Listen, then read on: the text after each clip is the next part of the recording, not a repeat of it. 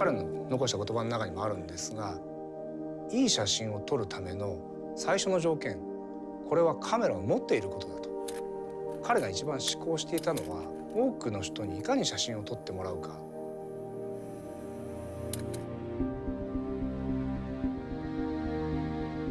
1960年代に前谷さんというオリンパスの技術者がいましてね。カメラが当時はまだ高級品なので、前谷さんをはじめとする開発の方々が多くの人に使ってもらうにはどうしたらいいかって考えた中で、カメラ自体をもっと安く作りたい。当時6000円で作れないかっていうふうにできたカメラです。そして当時高かったフィルム代、現像代を少しでも負担を減らしたい。そうしたらハーフサイズのカメラを作ろう。そうすると倍撮れるのですごく経済的です。35ミリカメラの24枚だと48枚撮れます。それが非常に画期的だということで、使われた。ペンが出た時にオリンパスを持って家族写真を撮ったりなんかする人が非常にいましたですね。主にプロを中心として使う機材が変わってきていた。なるべくいいものを作ろうと各社していて、どうしても大きくなってしまっている。その中で前谷はやっぱりプロが本当に求めるものってそういうことなのかっていうことに疑問を感じて、その中で生まれたのが OM1 だと考えています。結局彼がこれ集大成なんですね。やっぱりかなり命が吹き込まれたカメラではないかなっていうふうに僕は思います。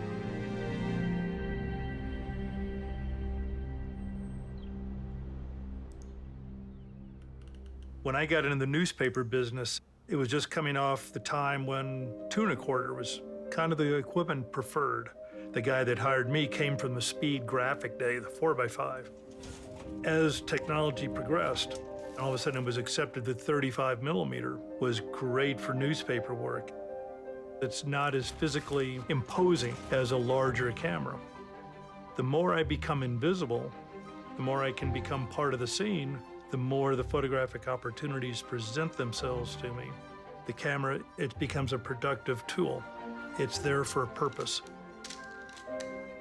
Maitani realized that, and that drove the original design of the OM. When you put it in your hand, everything was where you wanted it to be. The aperture's right here. My two front fingers take care of that. Other fingers fall back to the shutter speed. It's an enabler, it's a conduit, not an interference between you and what's happening. 1996年にオリンパスは最初の民生品のデジタルカメラを出したわけですけれども、フィルムであろうとデジタルであろうとないものを作るというのは全社共通で今でも一番ベーシックなところに流れているのではないかなと考えます。デザインを検討するときにスケッチを書いて最初検討して、その次にですね 3D データを入れてからこのようなラフな削りのモデルを作ります。でこれをベースにボタンの位置が適切であるかとか、あるいはグリップ性能はこれでいいかとかっていうのを検討していくんですけれども、我々が一番に考えていることはやはり使われる方、ユーザーのことです。There's certainly an emotional connection with your camera. As soon as you pick it up, you know, you have a feeling. It's the design, it's how it looks, and it's how it's going to support you in achieving the image that you want to capture. Size and portability and mobility in photography is a message that we've been talking about for decades. The philosophy of the Olympus cameras is being able to shoot everywhere. We had a photographer go to Antarctica, and obviously you've got crazy low temperatures there. We created technology that enables them to do that. If you were that customer, what would the end solution be that you would want? It's important to always be thinking about what do people need, what are they going to need, what's the future going to be, and to aspire to deliver that.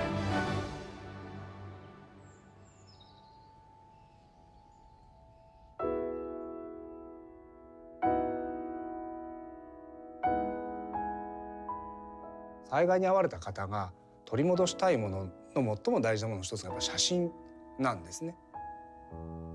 それって単なる現像された紙ではなくて、その当時の家族の思い出がやはりそこに残っているってみんなが思うので、思い出を取り戻したいという気持ちがあると思うんです。つまり写真にはそれだけの力があると思っています。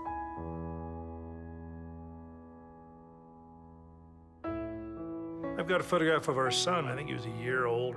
It's got the catch light in his eyes. Wonderful moment of him getting ready to tap the glass. It's not a great photograph, but it's a great moment. Wow, look at that. I remember that. Oh, look at this. You know, raising your kids, the pains and the struggle and the exhaustion and the joys and all these things that occur. What a wonderful confirmation it is of you as a human. This is who we are and who we were. 今でもそのものを作るにあたってはお客様の声というのをすごく大事にしています。舞谷が残した言葉の一つに、我々はカメラを開発提供しているんではなくて、カメラを通じて人々が幸せになることを提供しているんだっていう言葉があります。ないから作る、その精神というのを日々実現しようと、これこそが社会に対するオリンパスの役割だと思っています。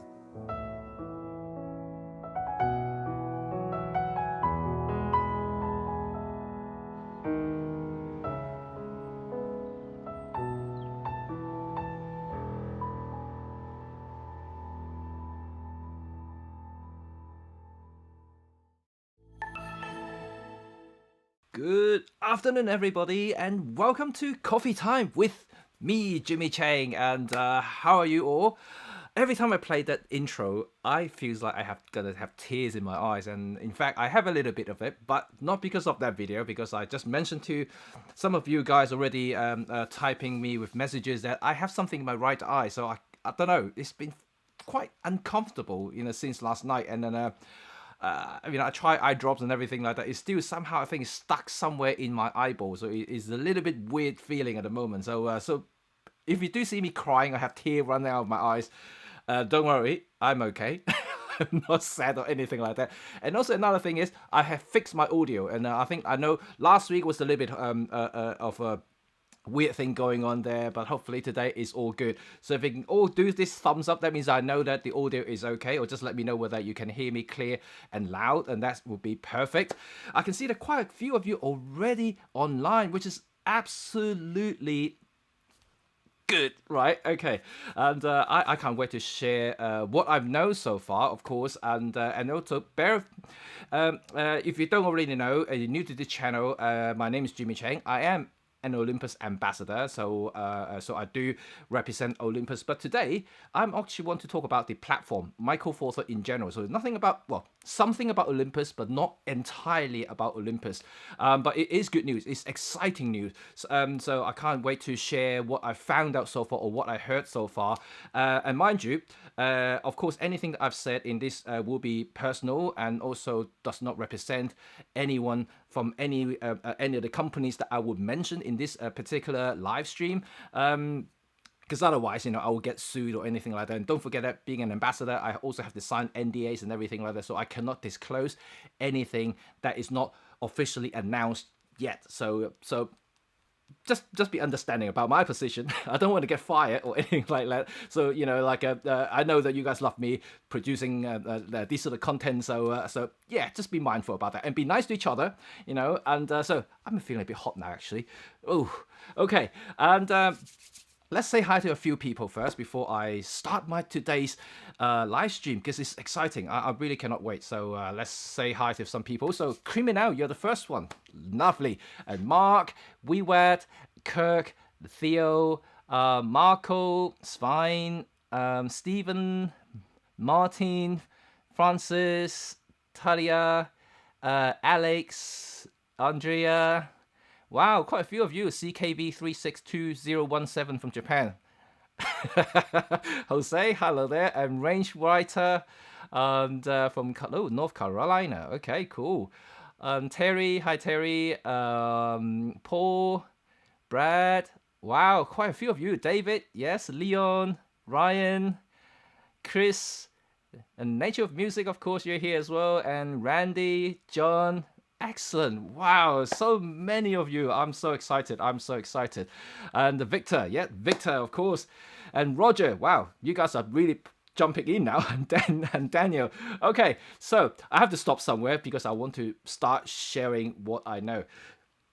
Okay, first of all, let's talk a little bit about Olympus first, because I know a lot of you guys who follow me would probably follow Olympus because I have this banner here, right? You know, because I'm an Olympus ambassador, so you watch my contents. A lot of them will be kind of surrounding the brand itself, and because this is what I can get access from, a lot of gears and things like that. And so let's talk a little bit about Olympus. So just to clarify a few position that I've known so far in terms of logistics and how the company transition is going so far, because I saw a comment that was left in one of my videos last night. He's Canadian. I cannot remember his name. He might be here today though. So if he is here, and I have spoken to Olympus Digital Solution, OM Digital Solution. I keep finding it really hard to pronounce them. Let's call them Olympus. You know, I just don't want to kind of mix them all up. So I did speak to Olympus this very morning, to address your concern. So apparently this person who purchased some gear from Olympus Canadian website, and he faced an issue where the product that he ordered was not shipped from Canada. It was shipped from US, and for some strange reasons, the courier who delivered the product from US to Canada was subject to import duties and tax, and so he had to pay extra to receive the good. So he was obviously furious. You know, like when you purchase something online, you know, you shouldn't have to pay extra, especially you're purchasing from an official source, which is Olympus website. So I found it very strange. I found it extremely strange. So I did actually relate your message to Olympus this morning, and they said, yeah, that should not happen at all. No matter what happened, this should not happen. So so he's gonna send some internal messages over to Olympus, whether it's Canada or I don't know, through his official channel there. So trying to sort it out. And but it's weird. I mean, I have not heard this before, and I know that us UK here is going to be a bit weird at the moment because of Brexit. And but even then, you know, once the UK online store is up and running, and anything that we order through the Olympus website in the UK should not face anything extra, even though they actually they might be shipped from Europe or anything like that. That should not happen. You know, whatever we pay and listed on the website, the price that listed on the website, we should just pay that figure. There should be no extra on top of it. So just to clear your mind in the future, if anything does happen, you should contact your local Olympus representative. You know, just to make sure that they are aware of the issue. They should get that refund to you. So anyway, so that's out of the way, and also on the subject of Olympus, and I know a lot of people are expecting a lot of things to happen this very year in 2021. And, you know, there will be still new things coming out. I mean, I can guarantee that. But I would say there are still a lot of things that are being, I would say they're being developed and settled at this moment in time. Don't forget that moving such a big corporate from one to another is very complex. You know, like they have to set up everything new. Even though that you see their website is, you know, kind of the same, but in fact they changed the entire server. They have to move everything from Olympus out to another host, you know, altogether. So the whole thing is quite complex here, and also all the other logistic, other offices, local region offices, they are moving around at the moment. So there are a lot of things still going on. So just be patient about Olympus, but I can guarantee that they're working the hardest as they can, and also things will be a lot better when this is all finished. So when the dust settles, you're going to see the real Olympus once again. And but on that note, and you might have seen a couple of my videos just previously talking about new products from Olympus, right? Okay, this is interesting because this has directly come from the CTO, Mr. Kataoka from Japan. And he used to be the top guy in Olympus imaging department, so now he's the CTO there. So he leaked a little bit of information about the so-called flagship product that should come either towards the end of this year or early next year. So I'm excited about it, and also specifically he's talking about, you know, the possibility of having new sensors and things like that, which I'm going to come on to that a little bit later, because the overall feel of it is that we should expect something really big, yeah, from Olympus next year. This is 2022 I'm talking about, of course. You know, we're 2021, although I still feel like I'm in 2020 for some reasons, all because of this crap and lockdown thing that I'm still kind of feeling at the moment. I'm not going anywhere. But anyway, so it's happening. It is happening, and they did guarantee a new thing is going to come out next year, and something that they will say that will wow you. So that means that he's kind of like, what he's saying that kind of make me, kind of pumped a little bit, and also get my expectation quite high, simply because he says it's revolutionary, something new. Hopefully that will be something quite exciting. Of course, when he said something flagship, and you should expect as an Olympus user, you should know that it should be the EM1 series. So at the moment, we don't know whether it's going to be EM1X or EM1 Mark III. Oh, sorry, not Mark IV. We don't know which one it is. And I had a suspicion, though, in my last video, I did talk about it.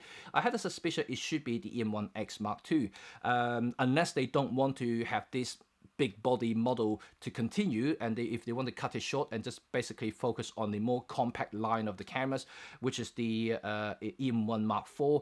But I doubtful for that, because at the moment their focus is outdoor and also wildlife photography, and a lot of these photography do require long zoom lenses, and when you have long zoom lenses, smaller body doesn't balance it too well, and that means that they will still need a bigger body. I know the EM1 Mark II, 3, whatever, you can buy the vertical grip attached to it and make it bigger and better in balance and feel, but it still doesn't beat the overall rigidity and the fluidity of operation of having a bigger camera using a longer lens. So I think the next flagship is going to be the EM1X Mark II, but I'm just speculating. Like I said, it's personal stuff. It's nothing official, right? Don't quote me on anything, right? And it's just because they said flagship. So like, at present, Olympus only has 2 flagship kind of coexisted, which is the EM1 Mark III and the EM1X, right? These are the 2 flagship models. So when he mentioned flagship, it could be either one of these, but I'm just guessing there's going to be EM1X Mark II, simply because of what they've said in the last few weeks or months about which direction they're currently focusing on, which is the wildlife and outdoor photography. So this is kind of interesting, very interesting. And another thing that is, I'm not entirely sure what sort of processor they're going to use. Yeah, I'm not sure whether they're going to use the current EM1 Mark III processor, which is TruePic 9. They're going to have dual TruePic 9 processor in the EM1X Mark II, no sure, or they might just skip it and have a ultra super duper like kind of like supercomputer TruePic 100, I don't know, something magnificent, right? And I'm not entirely sure, because apparently this very model is going to do something spectacular, and these are the words that he uses. So I'm not entirely sure what that means, but obviously he can't really say very specific, and even if he knows exactly what those are, that he can't really release the details. But if he said that, what interests me though, when he said something like this, let's say if the new flagship is going to come as early as late 2021 or early 2022, and that would mean a prototype is already here. Some sort of working model is already in the office, kind of being tested internally. It may not be out in a while yet, it's probably not yet, but it will be a working prototype will already be there being tested. The shape of the body, everything should be kind of 80%, 85% there already. So something would have been happened, because don't forget, if they announce something by late this year, they will have to have the final version kind of come out by summer, and before they kind of have the formal testing and everything, field testing for 2-3 months before the announcement at the late kind of end of this year. So you can think about the timeline there, and that means that they should have something in the office straight, right at this time now. So this could be quite interesting there. And secondly is obviously everyone is talking about this, is the sensor, right? At the moment, I don't know, but we will have a new sensor. I'm not saying because I'm speculating, but I think they are going to have a next generation of Micro Four Thirds sensor, and this is supported by another conversation that I heard through a Japanese roundtable discussion only a few days ago, which is super exciting. That roundtable discussion, and I'm telling you, is very, very interesting, and it was hosted by I forgot his name now. I should have written it down.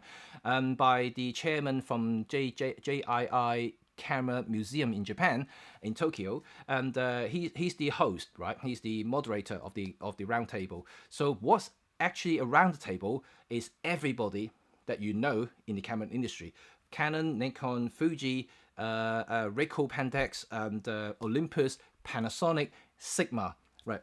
These people were around the table talking to each other about the industry, about what sort of direction it's going and kind of thing. And it's quite a long, 2 hours long discussion there, but obviously you can just kind of pick the bits out that you kind of like. And of course, being a Michael Four Third guy, I'll just pick out the bits that interest me the most, right? So it's supported by what Panasonic was talking about, because apparently, they haven't forgotten Michael Four Third, and that would mean that the up and coming GX6 will be coming. I know it's been delayed and talked about so many times now already, because GX5 has been around for light years, and it's been quite old, and it's still a very good and functional camera. Don't get me wrong. Even I said the same thing to EM1 Mark II. It's a brilliant camera, and nothing wrong with it. And but the successor of GX5 is coming. And similarly, he's talking about kind of the same timeline, which is about, like, I don't know, end of this year, like early next year, and that kind of thing. And so that suggests a lot of things, right? Remember, both GH6 and EM1X or Mark whatever, they are flagship cameras. And when something new come out, they usually come to the top of the line first, right? And then you kind of trickle down to the lower model, like the EM5 or the EM10, which is very normal. And so they both talking about flagship cameras here, and so both Olympus and Panasonic, and that's exciting. And I know for a fact that GX6 is a very video centric camera, and for them to kind of outperform its current camera, which is already quite brilliant. If you're doing a lot of filmmaking, for instance, GX5 is one of the best out there still. Regardless of what the full frame people are talking about. But GX5 is still a very capable video machine. But to outperform that thing, you need something like really bigger, not bigger in terms of size, but in terms of performance, something bigger, faster, and more powerful. So that would suggest two things: sensor and also processor. So these two things will ensure that the performance of the camera is going to be brought up to the next level. So I'm obviously waiting to see what's going to happen, and what sort of specification that they're going to have in the final product. But nothing really kind of got me more excited about both. From both Olympus and Panasonic, because what they said there is completely makes sense, and they kind of gel to each other as well. When they're both mentioning about flagship cameras, and that means that something new and exciting is coming. And what that means is Michael Four Third is probably going to see a revival, not just revival, but a huge breakthrough year in 2022. And so this is why I put the title of the live stream today is talk about Michael Four Third in 2022. So it's very, very extremely exciting news from both Olympus and Panasonic. And being a Michael Four Third guy, and like I said, I don't discriminate or discourage or discount any other formats like full frame, APS-C, medium format. I'm a photographer. I use them as tools, but I use Michael Four Third. Of course, I get excited about it, and that's why you see that big smile on my face. But good news doesn't stop here. No, doesn't stop here, right? I saw already some comment that you pop out or populating on my comment section there is also about lenses, right? It's not just about camera. Lenses also been something that we should focus on as well. However, again, there's no detail being mentioned anywhere from the conversation I hear from the roundtable, from Panasonic or Olympus, or from Kataoka, from OMDS in Japan. I haven't heard any details about any of the stuff, apart from the only detail or information I have would be from Olympus roadmap, which was released last summer, right? So far in terms of Olympus lenses, we know that the 8-25 f4 will be coming out. It's already listed there, and but we just don't know when it's going to be. But I really certain it's going to be sometime this year. And also other section that be highlighted, although there's no specific detail into the focal length or what sort of aperture size is it, but there's 100mm 2.8 macro that I'm kind of estimated from based on the actual lens roadmap itself would be kind of around about 100mm focal length, which should be exciting because that thing with the crop factor, you are looking at 200mm macro lens, which is one of those things that you're going to get all the photographer who are into close-up photography excited. Remember, these are specialist items here we're talking about. If you look at Canon my Canon days, the big macro lens would be the 183.5 macro L lens. Yeah, that thing is magnificent. That thing is cool, but it's also very niche, and I mean doesn't really stop you from using it as a normal portrait lens if you really want to. But why would you? Because that thing costs a bomb to buy, and then you must well get a normal 85 1.8 to do the same thing.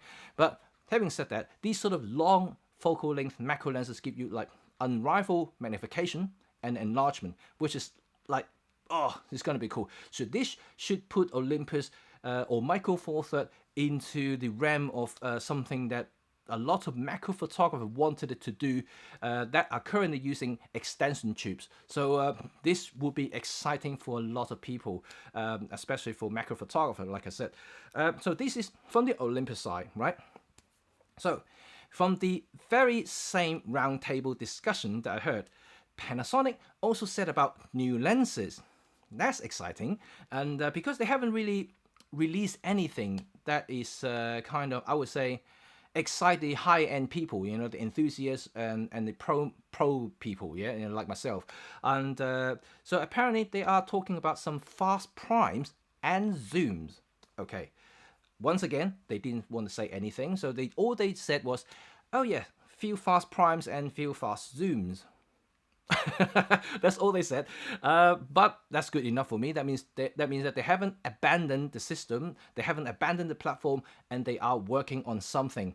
So that means that in I don't know whether they're going to be released anything this year, but at least in 2022, we know we're going to be, you know, very spoiled in the Micro Four Third world. We might see not only new bodies, new techs, but also new lenses as well. And similar for Olympus, you know, they already highlighted in the roadmaps that there are some things that could be coming out, including fast primes, right? In this section there, they have fast primes there. Again, we don't know what they are, but both Panasonic and Olympus are really talking about similar things in tones and everything like that. So, well, they might be actually talking to each other, I don't know, you know, but they are having similar thoughts about lenses and kind of, you know, product lines, so to speak. So flagship cameras, fast lenses, fast primes, and zooms. So these things are super excited. You know, as a user myself, as a supporter to this particular format, I think that I could say I'm more than happy to hear all this news, even though there's no substantial details of what they are. But if companies said something like this, if not just one company, but if two companies talk about this sort of thing, why not believe them, right? You know, and for all the skeptics out there talk about Micro Four Third is dead, this platform will disappear, this sort of thing, and maybe they can shut up for a little while. And like I say, you know, I'm not trying to discount people, but you know, since the Olympus imaging department sold to JIP and all the other last year, and so many people, you know, were bashing us, you know, Micro Four Third users, you know, say like, your platform is dead now, you know what, just give up. And even the last video that I released, you know, just last week, I don't know if you've seen that video, but if you read some of the comments, there are still a lot of Micro Four Third basher out there. You know, they keep saying Micro Four Third is dead now, just move on, just get over it. That kind of messages. You know, I don't know why people like to be so negative about a format, you know, and for me personally, like, I watch full frame review videos. I never would have these sort of negative comments about them. You know, I'm there as a photographer. I see the review. I just kind of admire what they can do. For instance, you know, I'm never being negative. So people are getting a little bit overworked themselves, you know. And but for me, you know, my EQ is a lot higher than them, so like I don't usually get into that sort of discussion. But anyway, this comment is still bashing my channel every single day, and but regardless, I'm telling you that this good news would definitely reaffirm us and also give us a lot more confidence about the platform itself and the survival of the platform in not just immediate term, but also in medium, maybe even long term. So I'm very excited about it. But having said that, good news hasn't stopped right here. I got more good news for you guys, right? Remember my favorite third-party lens company, Laowa? Laowa also released a few more lenses, or not announced. No, sorry, I used the wrong word. They have announced a series of lenses. They haven't really released it yet, so it's not released, not out in the market. You can't buy them yet, but they have announced the very first 0.095 lens, which is the Argus line. And Argus is a new line dedicated for super or ultra fast aperture lens for cameras. So they have Argus for full frame, for APS-C, and Micro Four Third, and their very first lens is going to be 25mm f/0.95, which is ultra fast. And don't forget, we have already a lot of these 0.95 lenses kind of like dotted around anyway. I'll review a couple of them. You don't forget that I've done the Metacon 17.95. I've done the 7 Artisan 0.95.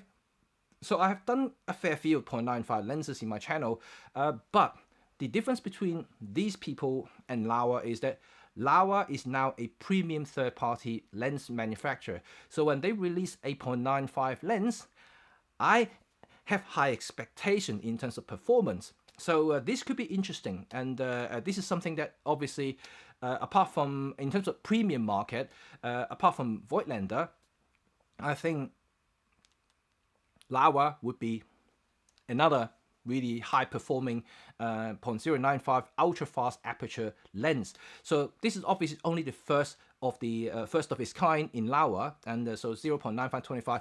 They may release the 17.95 or 45.95. We don't know, but judging from the track record of what Laowa does over the last few years, they are very ambitious and they're very quick to release lenses. So it wouldn't surprise me if they suddenly announce 17.95 and 45.95 in the next 6 months. And these guys are working super quick and super hard to deliver. And so it really is something super exciting. And also, you know, like I know Laowa also are going to release a lot of cine lenses for Micro Four Third, and also other new primes for Micro Four Third as well. So if you look at the whole kind of Micro Four Third landscape, you can clearly see that a lot of things are happening. So it's not just about Panasonic and and Olympus, but Laowa, you know, being a member of Micro Four Third Alliance, and also another company called Yongnuo. I think Yongnuo is another Chinese company. They are also releasing a few new Micro Four Third lenses. You may not be aware of them. And Rob Track did tested one of them, which he didn't quite impressed with it. But I'm telling you that they are having something new coming up as well. So everything contributes to one thing, right? Is Micro Four Third is coming back, you know, in a bigger way, and probably better way as well, because we all like the portability, the size, the form factor of that's why we are within this realm of Micro Four Third, right? We all appreciate what this system brought to us, so allowing us to do more things less tightly, you know, and we can enjoy photography and filmmaking, the creation process and everything. It's just super amazing. So there's a lot of news to soak up, right? You know, and this is not really ending, you know. Seriously, every single day I'm actually hearing more and more about this stuff, and it's just crazy, you know. Like last year was really quiet for Micro Four Third, really quiet, and I'm not joking. You know, the biggest news last year was Olympus, right? They got sold off to GIP. That was kind of the biggest news in a way, and it kind of overshadowing the E1 Mark III launch, which was also last year, and but you know, this year, you know, we are only in February, March, you know, but it's already a lot of stuff to be excited about the Micro Four Third platform, and I can see that in the next few months we're going to hear more stuff, probably confirmation of what exactly these products going to be, you know, from both Panasonic or Olympus and other third parties out there, and it's just amazing, right? You know, and I cannot wait to see what's coming. So this is kind of my very quick overview on what I've heard and just around me, also from speaking to a few people there, and obviously I had to filter out a lot of informations and also certain things I cannot really say and I won't say in this particular stream. And like I said, everything that I've said so far is completely personal, and whatever I said is already widely available on the internet, and you can go and search it. But I just kind of save you time to kind of group them together so you can be more excited about it. But one last thing, yeah, I haven't finished yet. One last thing before I start jumping into your comments and start maybe responding to some of your words here, is that don't forget we still got one more player that I haven't mentioned. Is Sharp, right? For people who don't know Sharp or just not very fond with this particular company, and they also making Micro Four Thirds cameras. And they, it's not been rumored. It's actually they announced it. They announced the 8K video cameras in the actual corporation lineup. So they done it 2 years ago. They announced it again last year, and they are still doing it. They're still doing it this year. They have more information kind of put on their website, but more like a little static shots of it. So nothing more specific at this moment in time. I'm pretty sure they're still trying to figure out the sensors and the performance issues and everything for an 8K Micro Four Thirds camera. And but having said that, it's been 3 years on now, so I'm pretty certain that they're going to have something new, exciting kind of announcement should come later on this year, if not early next year. So everything that I've just said is going to point one direction, is 2022. So I know this year is still going to be like this, and we're going to have some new products, but I think 2022 is going to be the biggest year for Micro Four Thirds in the last decade, I would say. And so this is something to be excited about, because I'm excited. You can see that I'm kind of really jumpy, and so I cannot wait for next year, even though we only not even quarter in for this year yet. And but for me, especially personally in this year, and we're gonna see the lockdown finished by summer, and so to me, even for me, this year is still gonna be like a transition period for myself, kind of easing myself back into the normal kind of living style, start going out and start doing what I normally do, photography wise and also videos. But next year, I think it's going to be like back to normal, and then that would mean that I will be able to enjoy myself once again with photography, filmmaking, and with all this new product coming out. And I'm pretty certain I will be able to deliver you guys with more interesting and exciting content with all these new products. So that's exciting. That's exciting. Yes, right. Hope you guys enjoy this little kind of presentation, and then let's get to your comments now to start reading some of you guys, and then let's have a fun discussion for the rest of this stream, shall we?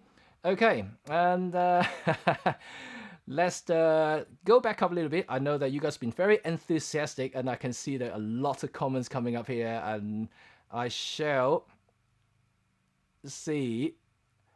Oh, we were saying that my mic is poking through here. Yes, I can see it a little bit. I did adjust it a little bit. Maybe it's a little bit annoying. So let me move it up a little bit now. It's not in a shot anymore. Yay. I thought I tested everything. Damn it. Okay. Okay. Let's see one of your first questions here.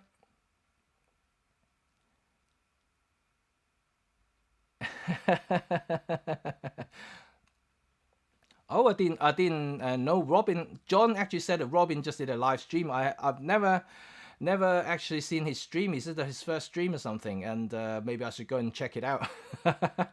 That's interesting. Okay, I haven't spoken to Robbins for a few weeks now, although I have been speaking to Peter, and because, yes, another thing to kind of let you guys know, I'm not sure any of you are in Clubhouse, and Peter and I are doing a weekly Clubhouse photography discussion on Sundays, so you're very welcome to join us, and obviously it's free of charge as long as you're in Clubhouse. If you need invites, please PM me. I got my contacts here. Please send me a message if you need invites for Clubhouse, and I do have some spares, so you can just send it to me and I will be able to invite you. But they go really quickly. Every time we receive some new invites from Clubhouse, people are queuing up to get them, so I literally distribute them in a matter of minutes. And but at this moment in time, as I'm speaking right now, I have 3 spare invites left. So you can email me, and then I'll check the email, first come first serve. If I see your name, and I will just pop it out to you. No problem, no charge. How generous am I? Okay, and let's see if anything else here. Okay. It's raining really hard out. I hope that where you are is sunny, because it's really horrible today. Okay, it's fine. Only things new flagship means X1 Mark II or X2. Good question. You know, I'm not sure how they're gonna name the Olympus new flagship camera. Are they just gonna call it EM1X Mark II, or shorten it as EM1X2? Actually, that doesn't make sense though. EM1 and then X2.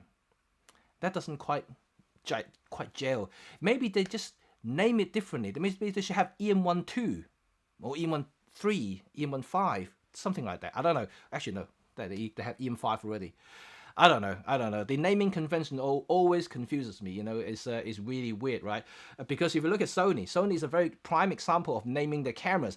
The A1 is currently the new flagship of the entire Alpha line, right? You know, and they previously had A7, and then they had A9, and A9, you know, the bigger the number supposed to be, the more pro, right? And then suddenly they go straight back down to A1, and now it's the new flagship. Maybe we have the EM10. How's that? You know, maybe we should have that, and that will be the new flagship. Instead of having an EM1X, let's have an EM10, and then we have a new camera. Right, Terry, my new EM1X was 1,040 to 150, was 150 at B&H USA. Just got them in last night. Whoa, you are so lucky to get them in that price. That is super amazing. Oh, you mean, I just read the next message, 1,150 off. It's still good though. It's still massive money off. Look, together you're saving yourself $1,150, which is a lot of money. And we haven't got that deal in the UK yet, and we don't know, because we, at the moment, like I said, in the UK, if you're buying online and things like that, is still a little bit tricky at the moment. So we just have to be patient. And unfortunately, at this moment in time, they're still kind of going through this transition thing. And but if you can get hold of some stock, they may have some in local reseller and other companies. But directly through Olympus, at this moment in time, the online store is still closed. Right. Nature of music. There may be an import of Olympus OMDS 150 to 400 lens to UK by the end of March, according to Park Cameras. I'm not surprised. I know that they're getting some stocks, and but you know, this lens is still very, very limited, and I've been told anyway. You know, but it's just not me, you know. Even Kataoka from Japan, they already apologized about the delay of this particular lens. Don't forget, this is a very complex, hand-checked lens every single day, and I think they're making in the low teen numbers every single day. That's why the production is just not fast enough to cope with the demand at the moment. Even OMDS themselves said that they are quite surprised with the demand of this particular lens, and they didn't know that it would sell that well, considering the price, right? You know. But if you're into that realm of photography, like shooting long focal length, the 150 to 400 Pro lens is a spectacular and, more importantly, affordable lens, even though it's very expensive for most of us. But considering getting something similar in full frame in terms of reach, you will be paying nearly double the price, maybe even more than double the price, to get this sort of thing. You know, like 800. Imagine an 800mm Pro lens on a full frame camera. It's going to cost you a bomb, right? You know, you probably have to sell, not sell both of your kidneys, you probably have to sell your arm and your leg to get one of those. So and by then you can't take any photos, you have nothing to press your button, right? And so this is good. This is really, really awesome. And like I said, you know, as long as the stock level kind of starting to stabilize, and if my financial situations come back to normal, my business will come back and things like after the lockdowns, and I will definitely consider getting this lens and as a collection. You know, like I don't shoot wildlife or anything like that, but heck, You know, this is a flagship lens for Olympus, right? It's just something that I just want to have it in my thing. I'm gonna use this to shoot my models and things like that because it just looks cool to have a lens like this to shoot models, even though I may have to ask them to stand like 2 miles away from me to take photographs. But I don't care, you know, just gonna walkie-talkie them, you know, just to, you know, get into position, get into position, you know, a little bit to the left, a little bit to the left. Yeah, that'll be right. And I just pull out this massive lens there to shoot them. That'll be quite fun. And yeah, it will be cool. I just can't wait to use this lens and just test it out. You know, my fellow Olympus ambassadors, they especially in the wildlife categories, they have used this lens already. And even Jay Dickman used this lens, and from the sample photos that they sent me, oh my lord, you know, the quality of it is just undeniably superior, you know, to the closest lens to this will be the 100 to 400, right? That's the current in the lineup that you can buy, you know, quite widely available, even though that, you know, some areas, some regions in the world is still a little bit restricted in terms of a quantity, but in most cases you can get hold of that lens a lot easier than the 150 to 400.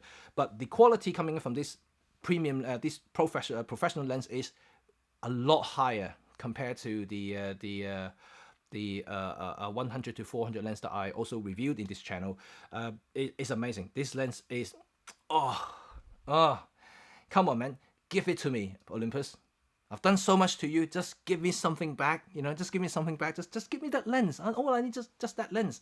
You don't have to give me the body. I have bodies. You know, just give me that lens. I'll be more than enough to give you a kiss. Okay. Let's see what's next here. John from Ohio, USA. Hello there.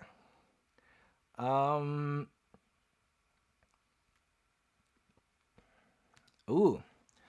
Mastiff. Anyone got great moonshot last week? Anyone get great moonshot last week? To be honest, I haven't had any great moonshots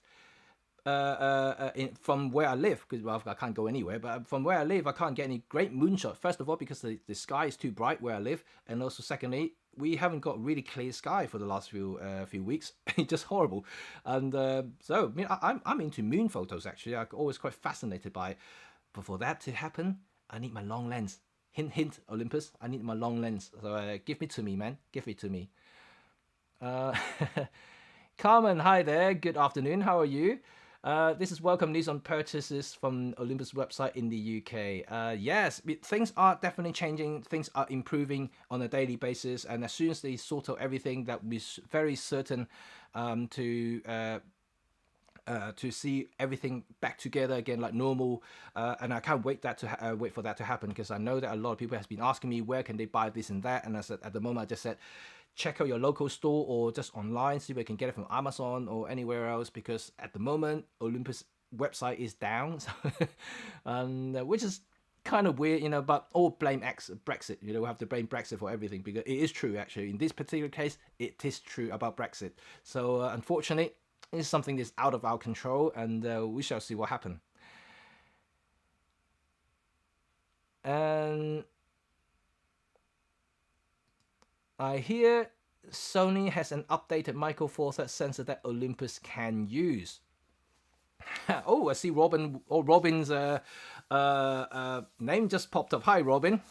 Right, there is new Sony sensor, yes, of course, and there are also new sensor for Micro Four Thirds from other manufacturers. To be quite frank, at this moment in time, we don't know who is going to be supplying or being used by Olympus or Panasonic at this stage, but all I know that is going to be a new sensor, so that's exciting enough. And I'm also going to have another videos come out to talk about some of this technical stuff, and also from that round table conversation that I just told you. So you're going to be very excited about it, because that video is going to come out next week, so you just have to stay tuned for that one.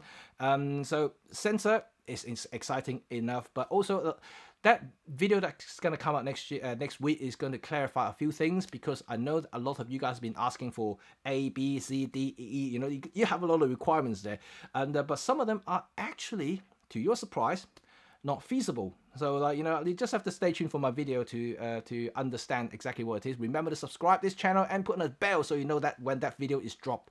Okay, and so I'll talk about that. So instead of spoiling my next video, I'm not going to talk about it. But Sunday, another video coming out, and so that is going to be a slightly different tone of about my review. So stay tuned for my Sunday video. It's going to be very different, and also a new series. This is a new series of video that I'm producing, and so there's going to be more to come as well in the future. So yeah, remember to come back here to watch my Sunday video, which is going to be released at 12 p.m. GMT. It's already uploaded, so it's already there. So you can just wait for it to come out. Okay, Matthias. Maybe we'll see an EM13R. you are going for some Sony and Canon conventions there, and R model being like the resolutions model, right? The high res model. I don't know. How about you guys? What do you guys think that 20 megapixels is already enough? And I mean, for me personally, 20 megapixel is enough, even for my work. I mean, I'm a commercial photographer. I shoot professionally, so I have to deliver photos to my clients, and I can tell you right now, 20 megapixel is more than enough for my work. I know high resolution, have a lot of advantages in terms of, even though I hate to say cropping is quite good, but also it may result in, feasible enlargement, or printing large, for instance. If you're into that type of photography, yes, a high resolution camera is good. And also maybe for videos, in terms of oversampling, that's another good thing to do it, even though that for 4K videos, our 20 megapixel is actually more than enough already. But yeah, if you talk about our, high megapixel count sensors, and that may evolve into a high oversampling videos, that means that we're going to get more details and more and kind of like superficially sharper pictures, in 4K terms. So that might be exciting. So maybe they will have something like this. We just don't know yet. Like I said, at the moment we have no details on what it is, even though they said flagship. So we may be completely wrong altogether. It may not even be EM1X Mark II. It may not even be EM1 Mark IV. We just don't know what the heck is going on. They might just come out as what you suggested, EM13R. We just don't know that. And they may even call it completely differently. So we shall see. But from Panasonic side, it's pretty certain it's going to be GX6. So it's going to be interesting. Very interesting.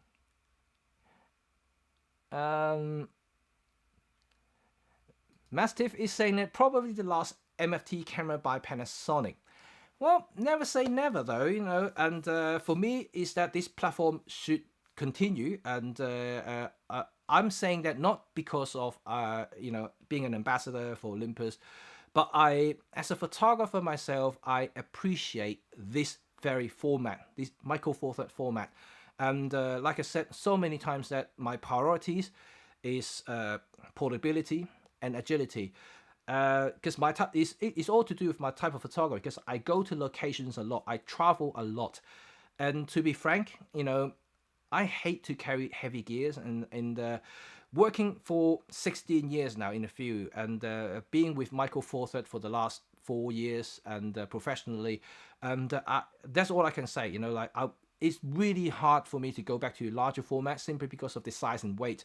Look, I'm not young anymore, and so anything would make my working life easier, I would go for it. And to be frank, I could operate any cameras at any time. There's no difference to me whatsoever using a full frame, medium format. Doesn't really matter. I just have to adjust to the way of shooting my subjects, and adjust accordingly. So there's no difference between them, none at all. So I can use any system to work, but in that case, I would prefer to use something that I feel most comfortable with, which is Micro Four Thirds, because they are half the weight, system-wise, not just body, and because body-wise, full frame bodies are getting smaller and lighter. It's still a little bit heavier than Micro Four Third, but they are getting close to that territory. But lenses are definitely way more heavier than Micro Four Third lenses. If I want to get 1.2, like 2.8 lenses, they are double the size and, more importantly, double the money. As a business person, I wouldn't spend double the money to buy something that produces the same work, right? Who would want to do that? Even that means that my profit margin is going to be like from this to like this. Nah, that's not the way to make business, right? It's definitely not. Let's see from another answers here.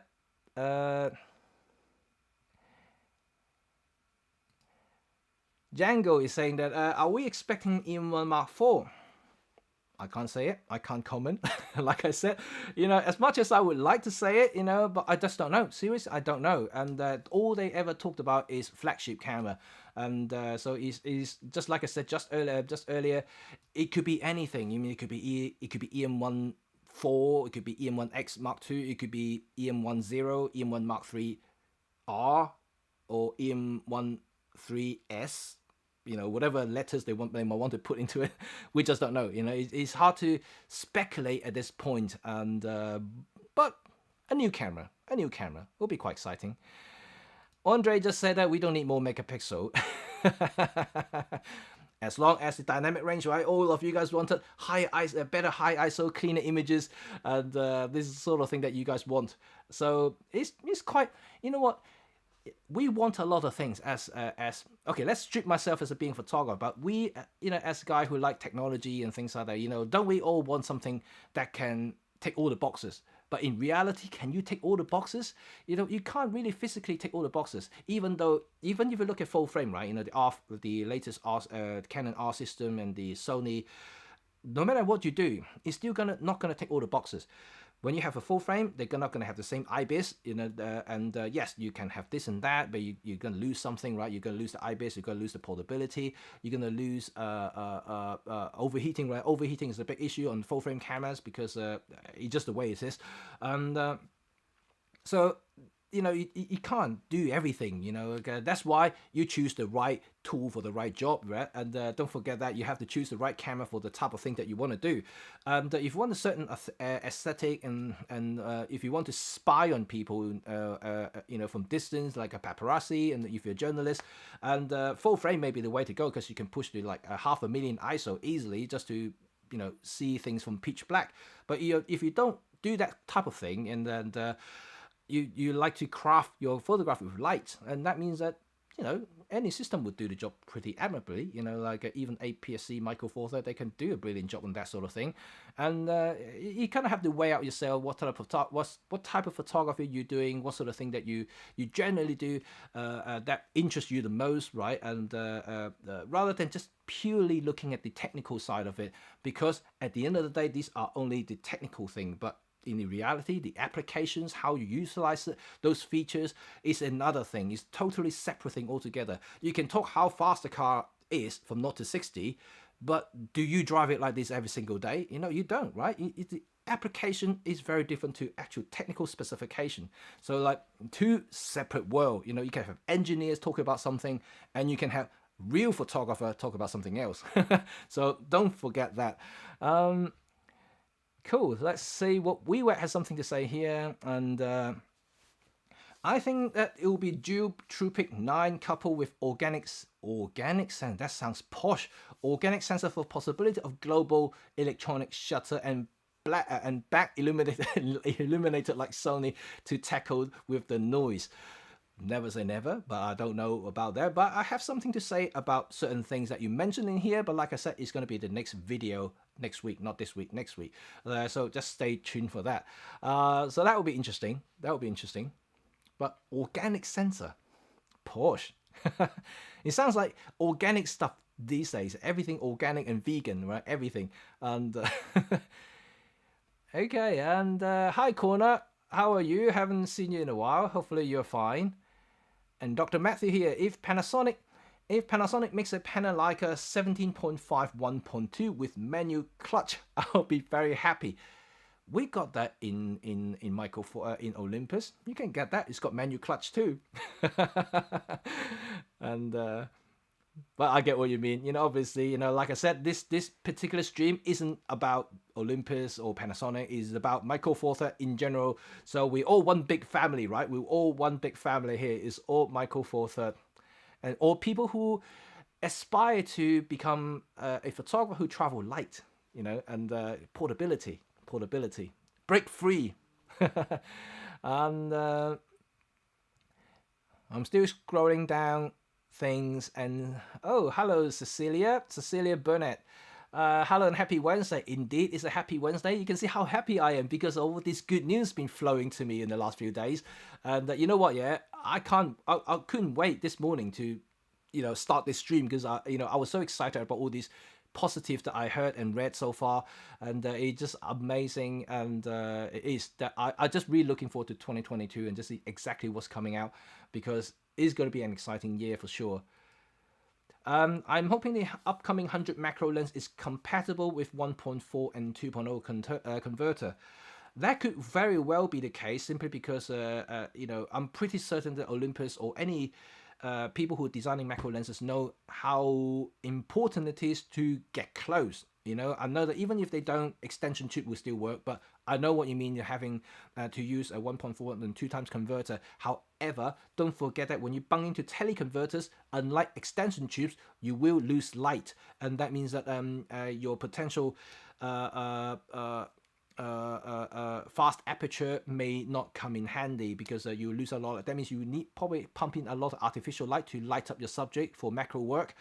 So bear it in mind. I know what you're saying. Compatibility is good, but then a lot of macro photographer who wants to get really, really close to the subjects, they use extension tube because they don't lose light, and you can still do manual focus, so it's not the end of the world, so to speak. So yeah, it's going to be very interesting to see whether it will be or not, but I'm pretty sure that it might be. Okay, let's Charles, you are very good at live streaming. Mike, thank you. It's fun. If this is your first time here, this has always been a fun environment for me to talk about all things photography, and of course Micro Four Thirds and Olympus. And we have a really lovely family here. You can see they're very engaging. They all come out and talk about everything, and it's a very lovely and friendly environment here. So which is what we want, right? We don't want any hostile people here to start talking about rubbish. And I'm very happy to answer a lot of questions as well, not just about gear, but also photography. If you have any questions about how to take better photos, like theories and things like that, I'm very more than happy to share this information out free of charge. People will charge you hundreds and hundreds of dollars to this, and I'm very generous.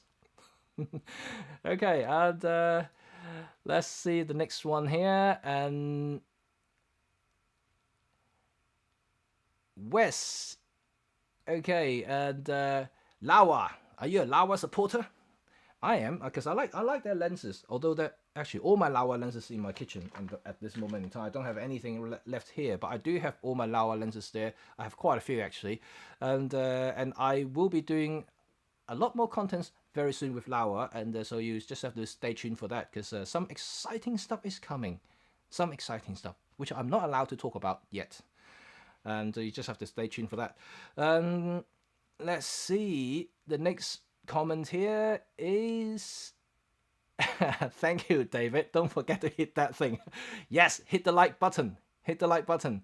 Share my content. Is photography show this weekend? Another virtual event may get some discounts, maybe. It is the photography show in the UK this weekend, and I still... You know what?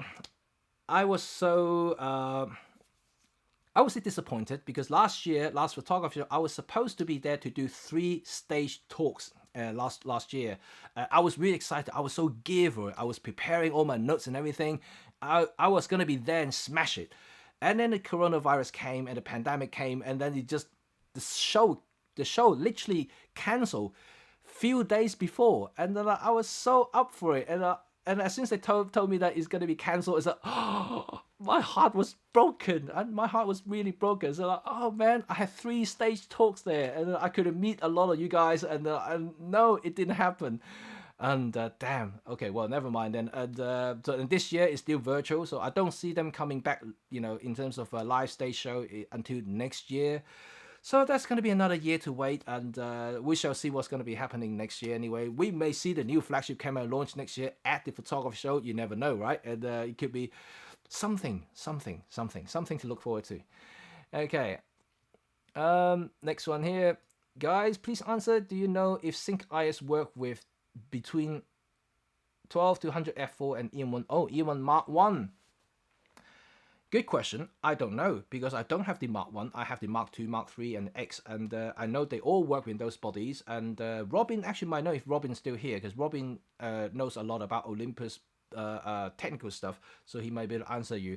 But I don't see the reason why not. You may get the same performance, obviously, because the Mark 2 and Mark 3, they got 6 and 7 stop a difference in terms of IBIS in body, so it could be very different performance altogether, but it shouldn't really stop Sync IS from working unless the EM1 Mark 1 firmware is so old that it doesn't support Sync IS full stop, and that will be very different. But hope that someone else can answer your question, so I'm not entirely sure, because I do have the lens right here. I do have the 12 to 100 right here on the EM1, not EM1, EM5. EM10 Mark IV here. So I have an EM10 Mark IV right here, and the 12 to 100. I love this lens. It's my kind of go-to lens if I want to do some traveling and with the family. If I just want to have one lens to do everything for my vlogs, for my videos and kind of thing, this one lens will do everything for me, and save me so much trouble and changing lens and stuff. Because I'm, when you have two young kids, following me every day, and when we go out, and the last thing you want is, first of all, carrying a lot of stuff. Second, changing stuff when you're going around, visiting places. Because when you have kids, it's a very different story. When on my own, I don't care. I just have my prime lenses. I can switch and do things. It's a little bit easier. But when you have a family, it's a very different story altogether. Right. Just seen a photo Sigma 400 to 800 full frame lens. Nightmare. Looks like a bazooka. No chance of getting that on the plane as hand luggage. Oh yeah, that lens is humongous, that thing. And even though, this is like, we're saying humongous, I still want to try it though. This thing is massive. It's like, really, it's a bazooka, and more like a bomb actually. But it's an engineering masterpiece as well on its own, because in a full frame terms, these sort of lenses don't exist, especially zoom. 400 to 800 zoom. Yeah, it's a feast on its own. People may not understand a lot of this lens design, and I'm not an optic engineer. I can't really have that similar sort of enthusiasm, but I did visit some lens manufacturing factories and talk to some engineers, and when you speak to them, when you look at how the lenses were manufactured and checked, you realize how much work being done behind the scene. We simply buy the lens and you have the box and everything like that, but when you actually physically see how they construct the lens and how they make those stuff, the lens elements, how they test the sharpness and all kinds of stuff, it's amazing. These people are genuinely amazing. Like they deserve a round of applause, and just by shouting out for them, because buying lenses that we know of today, without these guys designing them, making them, checking them, it wouldn't happen, right? And seriously, these guys are really genius. I really admire their efforts in producing all these great lenses for us to use. Oh, hello, Burana. I haven't seen you in a while. How are you? from good evening. Yes, I always forget that you're for your evening over there as well. And Francis, okay, hardly believe that the Blackmagic wants a bigger body. Vincent, they will enter the DSLR territory for the moment. The only competitor for them is GX5. Oh, you're talking to someone else, but it is true. But Blackmagic is very different beast altogether, because it's really just a video camera. And GX5, you can still kind of kind of be like a hybrid camera in a way that you could, you still take photos. Although it may not be as good as G9, for instance, but it's still a very good camera on its own for stills. Just may not have some dedicated features or some operational side of it, just not quite good compared to G9 or Olympus EM1 series. But it doesn't stop them from. But Blackmagic is very different altogether. It really is just a video camera, very much like the upcoming Sharp 8K camera. It's going to be a dedicated video camera. It may have some still capturing capabilities, but it's not going to be a still camera. The 8K Sharp camera, it actually looks similar to Blackmagic, to be honest. I've seen the picture of it. It looks very similar to Blackmagic. Has that kind of elongated, wide, big body there. The reason I would say that why is it so big is for heat dissipations there. So like because you've already seen big full frame cameras overheated when they're shooting high resolution videos and high frame rate videos, because a lot of heat will generate and they need the space to dissipate the heat. And it's a lot to do with that more than the components itself require that sort of space to fit them. It's more to do with the ventilations inside, and especially for fanless bodies. And so it's something you have to kind of be aware of, and especially for up and coming GX6 or maybe the next generation EM1 series, if they have something that could rival higher frame rate or high resolution cameras, that means that they will have to deal with the heat issue as well, and it is something that you cannot avoid eventually. So this is again physics. You cannot defy physics. If something generates a lot of heat, you need to dissipate it, otherwise your camera will stop functioning. Okay, let's see another thing. Charles did ask about Sigma. Anything from Sigma? Interesting you said about Sigma, because in the round table that I talked to you about, the Sigma did say something about lenses, but just like Sigma, because they produce lenses for all kinds of stuff, for all kinds of formats, all kinds of mounts. But at this moment in time, I think they are more concentrating on the full frame and APS-C side of it. And the Micro Four Third, at this moment in time, they haven't quite kind of put some emphasis on. So there will be some product coming out, but they didn't really say anything, and they didn't really show any roadmaps, and they just basically talking out loud or what sort of thing they're looking at. He's more probably promoting what's available at the moment and what's upcoming for the immediate releases for full frame camera, especially for Canon R mount and also the L mount, for instance, because they are part of that alliance, right? So this is what he's talking about. So he didn't really mention about Micro Four Third, but obviously Micro Four Third is also part of it. The portfolios, I'm pretty sure they're going to have something there, but at this moment in time, we simply don't know whether they're going to have anything coming for Micro Four Third. But I could be wrong. I could be totally wrong. And Nature with Music, yes. Yep, hope the lockdown finishes by the end of May as photo wildlife trip booked for Madeira and Scotland. Nice. Who fancy a photo walk in London? And if you guys want it, remember to leave a comment in this video after this live stream is finished. And I'm really eager to go out to do some photo walks, and if you guys are all up for it, like why don't we have a lovely summer together and maybe go and do something fun together?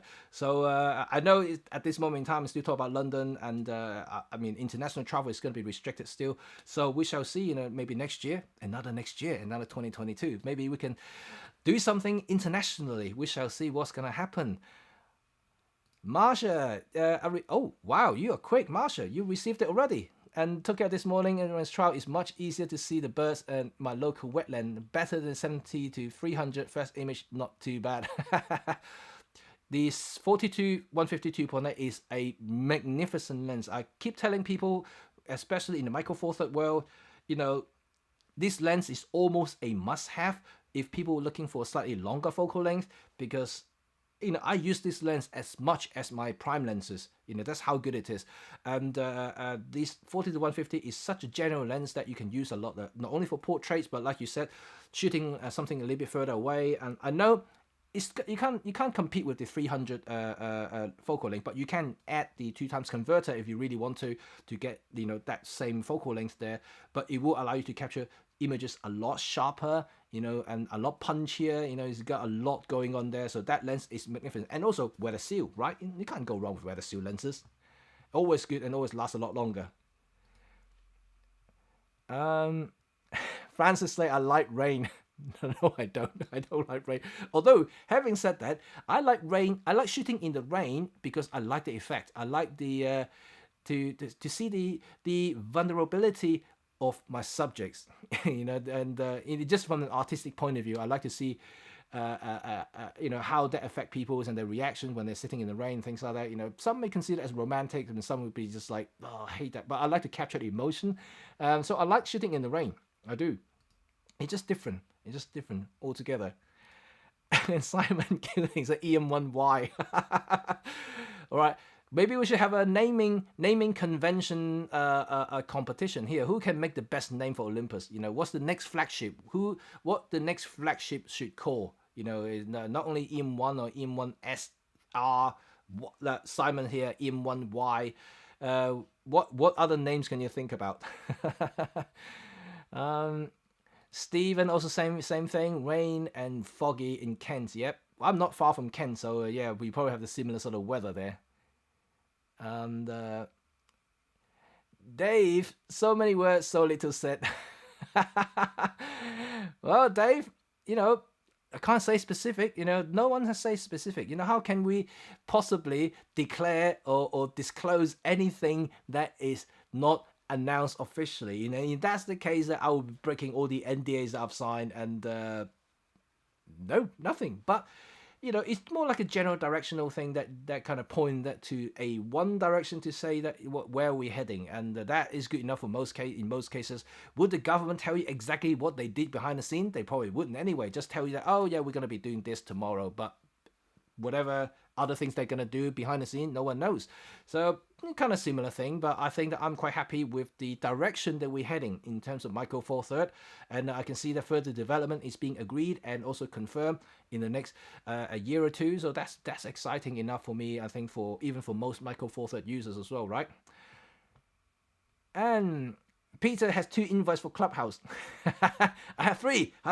Who wants invites? Let's see here. Terry also said 20 megapixel is fine for him. Oh, wow. When did you guys sending so many messages? I'm still trying to catch up. Okay, and I need to speed up a little bit. Vincent.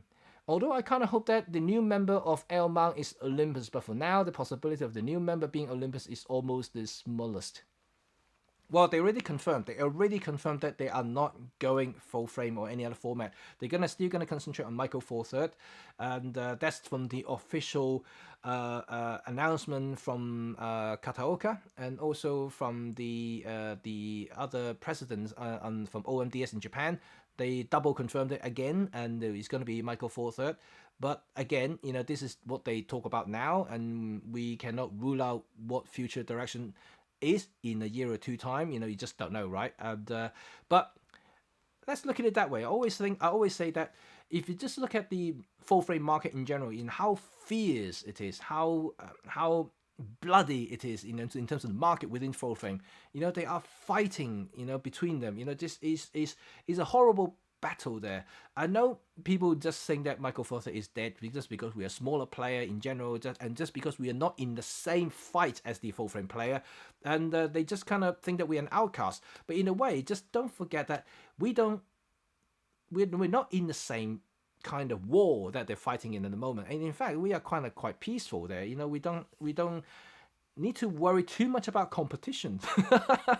And in a way we kind of do things in our own pace, in our own way, and like I said, in many streams that I've done before now, any camera from 2015 is good enough to do a lot of great works, regardless. If you get an EM1 Mark II now, you can create professional works, which I did, and it's no different than what you can buy in 2021. Nothing different. If at the end of the day, it's your skills, right? It's your skills and your a lot of things, because digital cameras hasn't really had that leap in terms of technologies.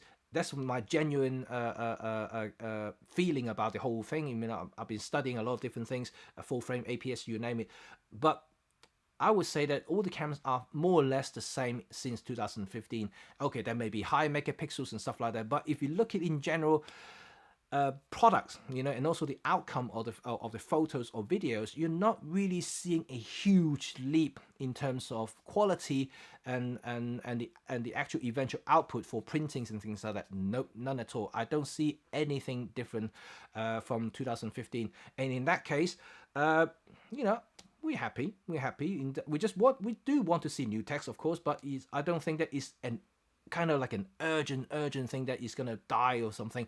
I think it's probably better to have some more lenses, and then that would be my take. More lenses, maybe bump up the spec in terms of videos, and if the system actually supports it, better video features from Olympus and Panasonic. I mean, they're already doing great job in that. So I just continue, kind of push forward for the Micro Four Thirds platform to other areas, and that would be quite good. So let's see the next one here.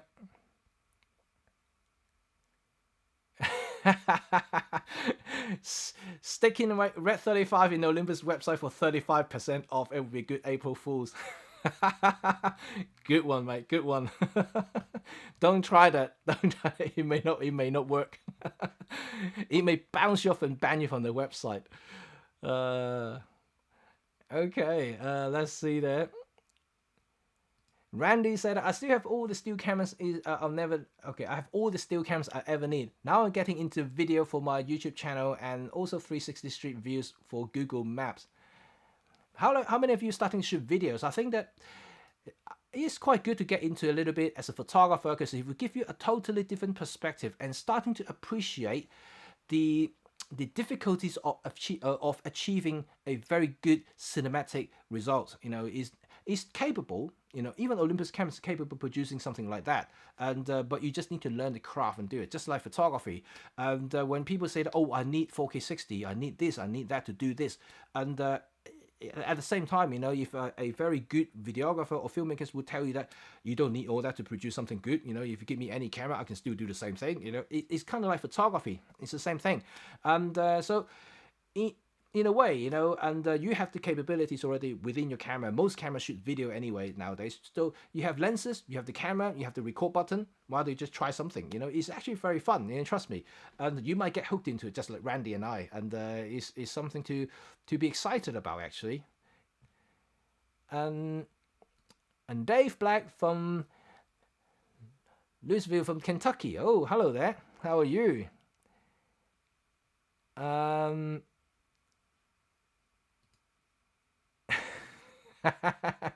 Give me that lens too. I have also done a lot.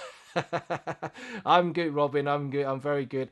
Sorry, I just really just caught up with your message. I did see you pop up, and because I have multiple screen going on here, and they're all layered together, it's quite hard for me to read all the messages.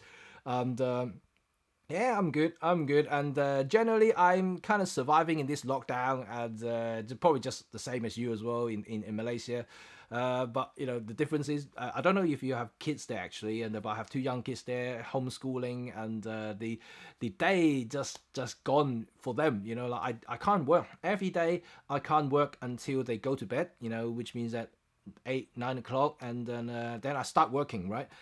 And then I work until 1 or 2 a.m. and sometimes 3 a.m. By then I'll be exhausted. Then I have to get up again at 7 a.m. just to get them out and out of bed and start making breakfast for them and start schooling again. So the day goes by really quickly for me. And but productivity-wise, I'm way down at the moment. I'm way down in terms of productivity, even though I work that late. But to be quite honest, past 12 o'clock in the morning, my head is gone. Even though I work, but I don't think I was working. I was just more like staring at the screen most of the time, and it is tiring. It's very tiring. It's really challenging for me for the last year. The whole year has been kind of like that, and that's why you have seen me being very inconsistent for my video releases and things, and it's not easy to be in these situations. It's just not something I could describe really unless you're in my shoes. But having said that, I appreciate my families being here. They're all healthy. You know, I think that's the most important thing. Work is work, but you know, personally, and I'm happy that they're all healthy and happy. You know, that's the main thing, right? So yeah, I mean, for me as well, and for all of you, and as long as you guys are also healthy and everything, you know, that's the most important thing. And so I bless all of you. You know, stay safe, and we are going to be out of this madness very, very soon, and we'll be able to do some cool stuff together, like I said, you know, and we can all go out and do some photo walks. How's that? That will be awesome, right? I know that so many of you already messaged me there. Let's do photo walks when this is all over. And I already got a few emails suggesting dates. And I said, like, this is a bit too early to talk about dates, you know, at the moment. I know the government said that we could be out of this by July. And but I just maybe hold on a little bit, you know, wait until July and see what happens. You just never know this sort of thing, right? And suddenly, if the infection rate goes up, we may all go back to lockdown again, and no, you don't want that. So just stay tuned. Just stay tuned. That's all I can say.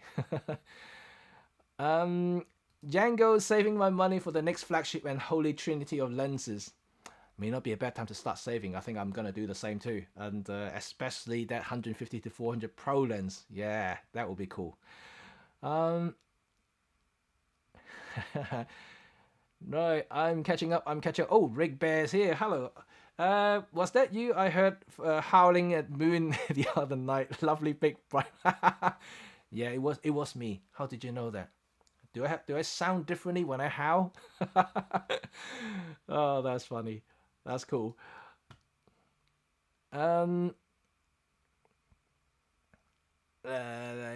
Okay, a lot of you guys are addressing to Robin, so obviously Robin is a big figure, and he's in the house. If anyone want to ask him questions, that would be really cool. I'm gonna skip through a lot of this. Andre is saying, and no more megapixel, give us noise handling and dynamic range. Yeah, I knew you were gonna say that. Yes, well, we do hope so. And like I said, there's nothing's been confirmed officially, and but all we know that is new sensors and perhaps new processor in the work. So that could result in better noise handling and dynamic range.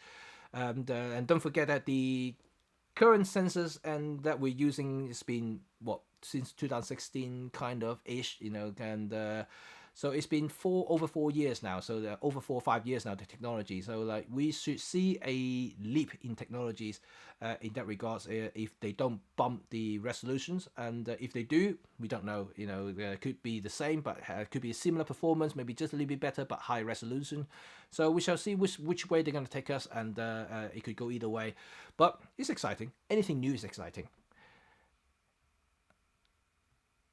And Jose is 24 megapixel. Okay. How's everything? I think 24 is quite a sweet spot.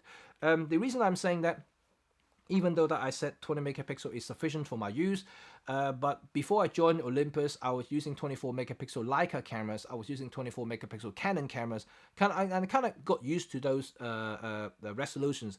And when I wouldn't say downgrade, but I said downscaling my resolutions. 20 megapixels is fine, you know, it's absolutely no problem for me. And but if you've gone back up to 24, I think that you kind of bring it in line with things that I used to work with for the last 14 years or 16 years that I just told you. And so that would be quite interesting to see, but we shall see. And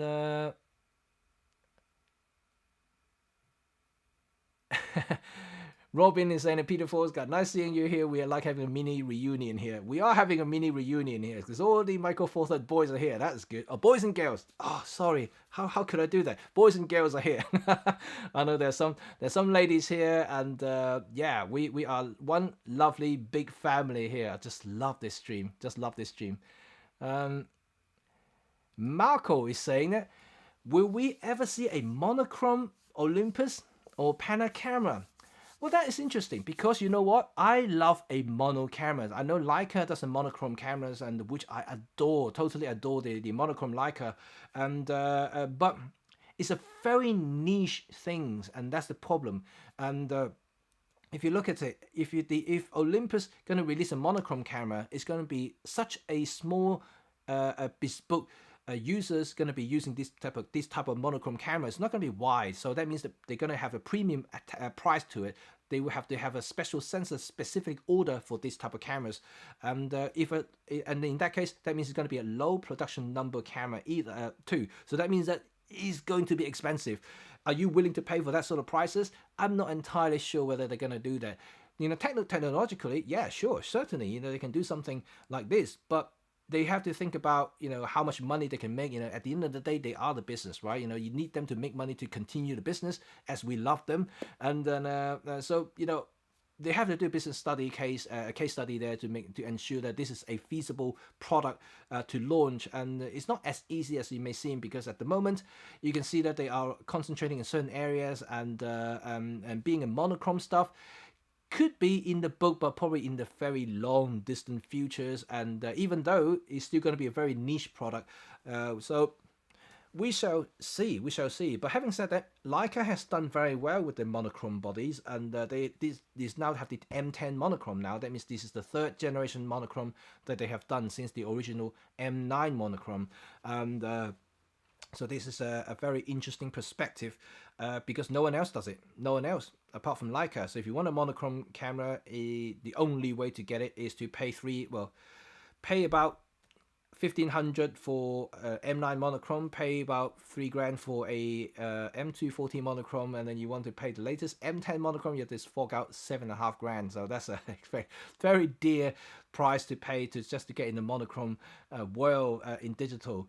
So you can kind of imagine that sort of price tag, right? What happened if you want to buy a monochrome on an Olympus or Panasonic camera, we talk about $2,500 minimum. Would you pay $2,500 monochrome Olympus?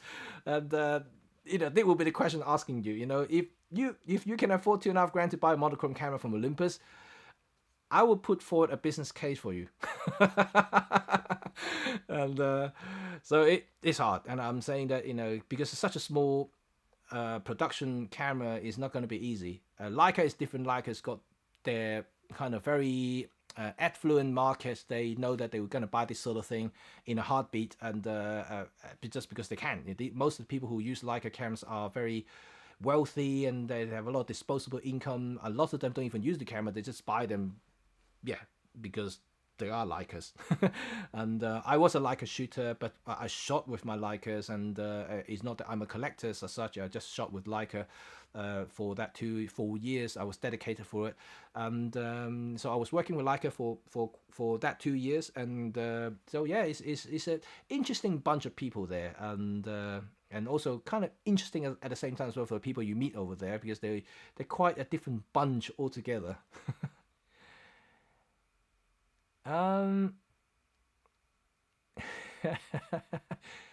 Dave is saying that let's start with new Olympus name format, and maybe EM1 should be the EM1 Dominator or Punisher.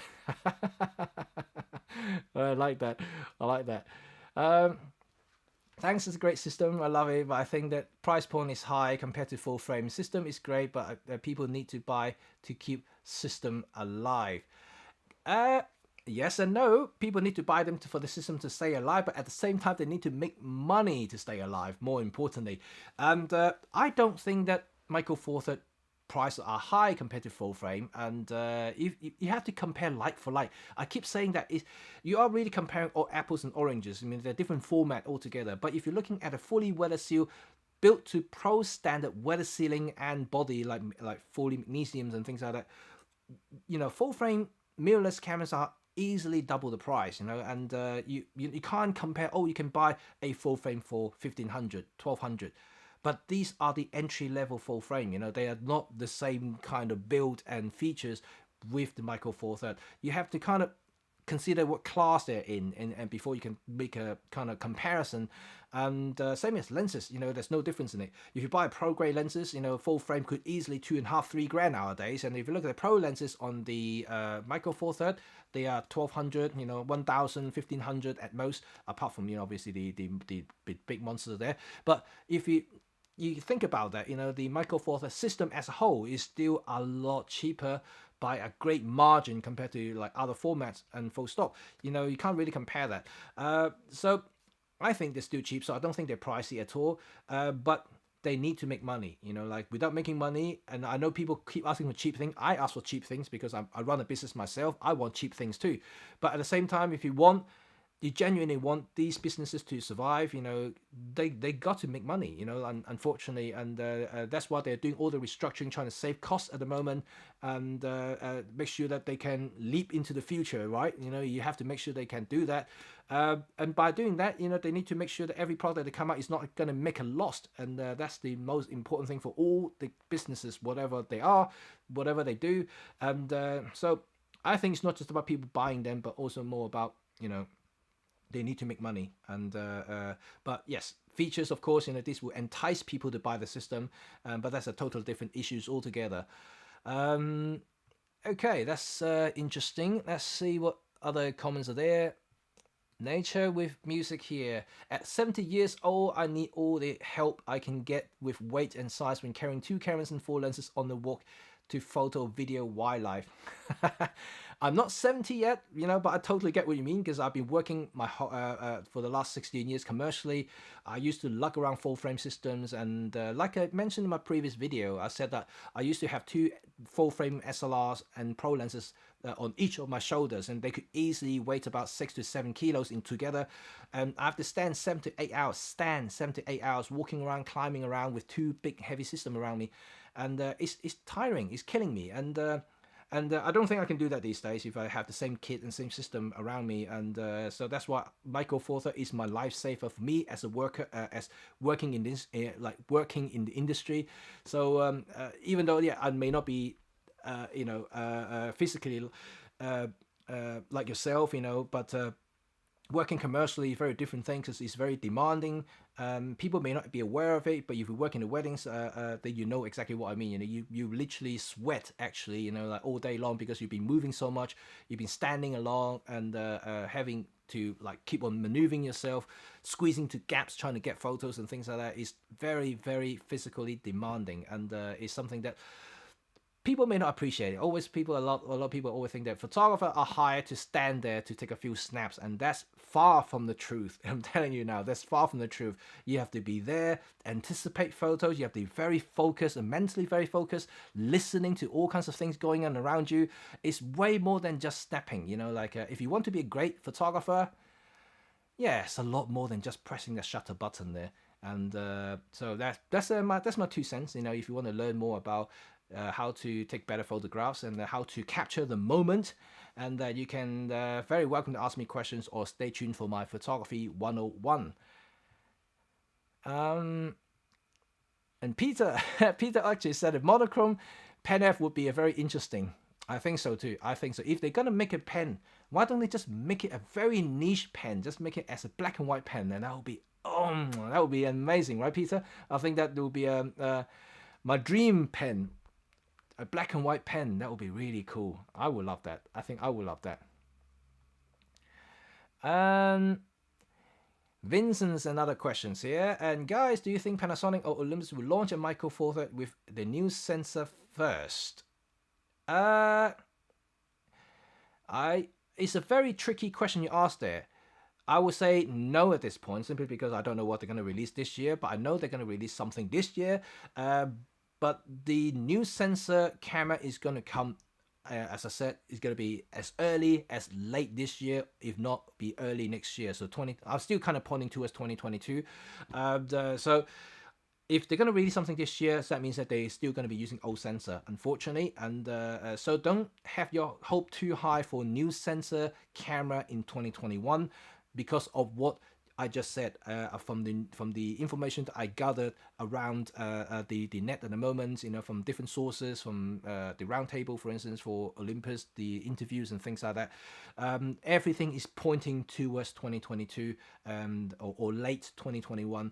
So that's my answer to you. So I don't know, you know, the answers. So if they're going to release something, let's say this summer, and that's before the end of this year, and that means it's not going to be a new sensor, full stop.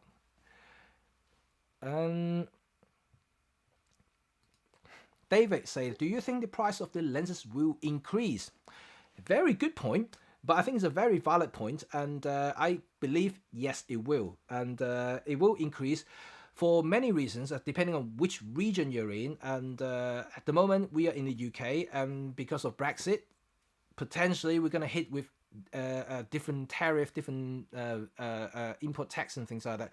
You know, a lot of the stuff used to come from Europe, and you know how taxation works and things like that. You can come through in a slightly different country where they have a slightly lower tariff for duties and tax, and then because it's within Europe, you know, you can kind of maneuver a little bit so to get the cost as low as possible. But now we're out of it, you know, in the UK at least, and we are subject to our standard UK tariff, and that means that potentially there will be a little bit of a hike in prices, and but I'm only speculative. I'm not entirely sure. I might be wrong as well, but I know in general things will be a little bit more expensive simply because we can't get through Europe anymore, and that will be in the UK scenario. So I'm not entirely sure about all the other places, but in general, regardless, there's inflations, and also because of the pandemic, there are a lot of damages in freight and things like that, and the cost of freight is going up significantly. I'm telling you, just one example, just one brief example, guys. For those who enter my competition, I send you all the prices already. Yeah, it's already in the post last week, I think last week or the week before. Right, I'll tell you that. Now a parcel for me to send from here, from the UK to, let's say, Canada. I used to send parcels there for, I don't know, £15, you know, something like that for a small parcel. This time it was £30. It's double the money. So the freight has gone up significantly. I think this is to do with the frequency of the freight and also the fuel and all the other stuff that's going on with, because of the pandemic issues. So because of that, the transportation cost has gone up, and that means that they will eventually pass down to us as a consumer. So very likely we're going to see increases because of that. And if this situation doesn't improve itself in the next, I don't know, 18 months, we are definitely going to see these prices starting to creep into our final prices that we're going to pay for the products, and that means that prices will increase. That's not just for lenses, but also for bodies and other stuff as well. So I think this is happening, and we can't avoid it, unfortunately. And I don't think this is going to be specific for Olympus. This is going to be everything that we're going to do. So yes, that means we need to make more money. Unfortunately. Oh damn it! Now I think of it, and that made me sad. And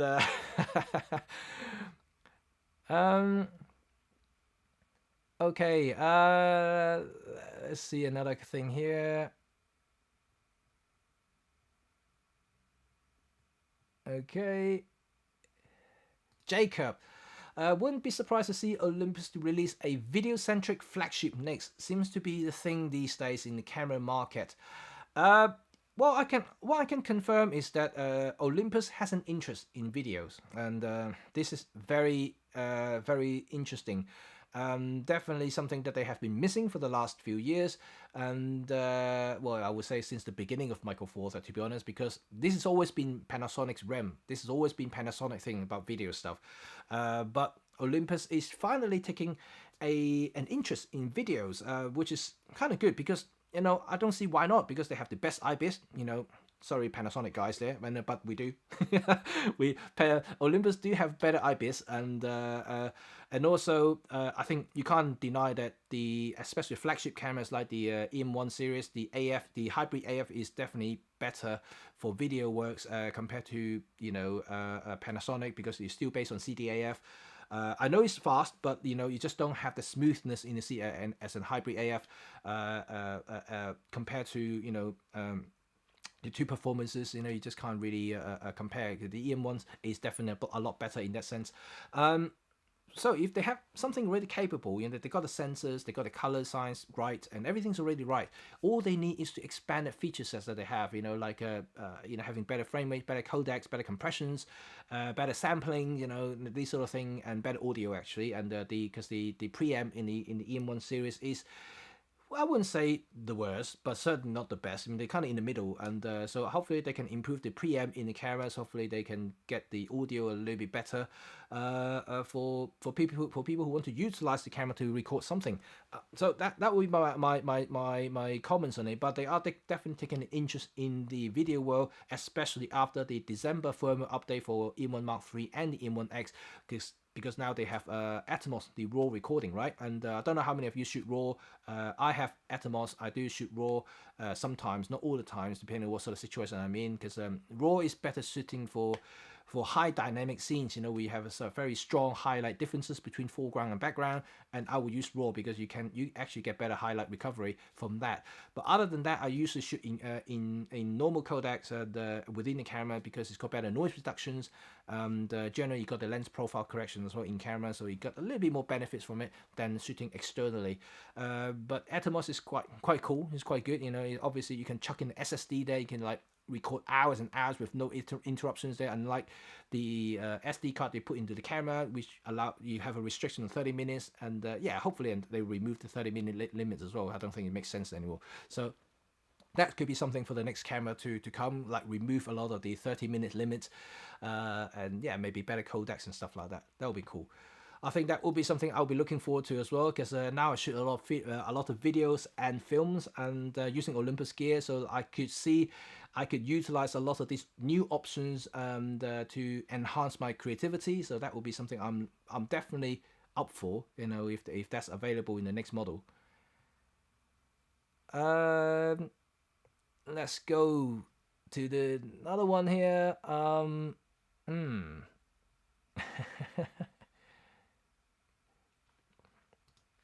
Brian James, I left full frame and APS because I shoot high volume school shoots for work and travel with my camera for fun. MTF gives me awesome results, but at 60, try and shoot 100 people day with a heavy. Oh yeah, I am totally with you. I'm totally with you. Exactly, you know, if you're working photographer, shooting that sort of quantity, you really appreciate a lighter system. And especially when you do school photos, right? School photos, you know, the difference is really, really minimum, because most likely you're going to stop down the lens anyway, because you pump up, you know, you use flash, right, if you do school photos. And if you have flash, most likely you're going to stop down to f8, you know, and to do things. And in that case, there's going to be no difference whatsoever. And most school photos, you're going to print what, 10 by 14, the biggest, you know, and most people buy 6 by 4, 7 by 5. And these sort of print sizes, you don't need 60 megapixel, 100 megapixels to do that sort of thing. First, you're gonna like lengthen your processing time as well, and like you said, you're shooting that sort of quantity, you're gonna tire yourself out, like not even halfway through. You'll be like so exhausted.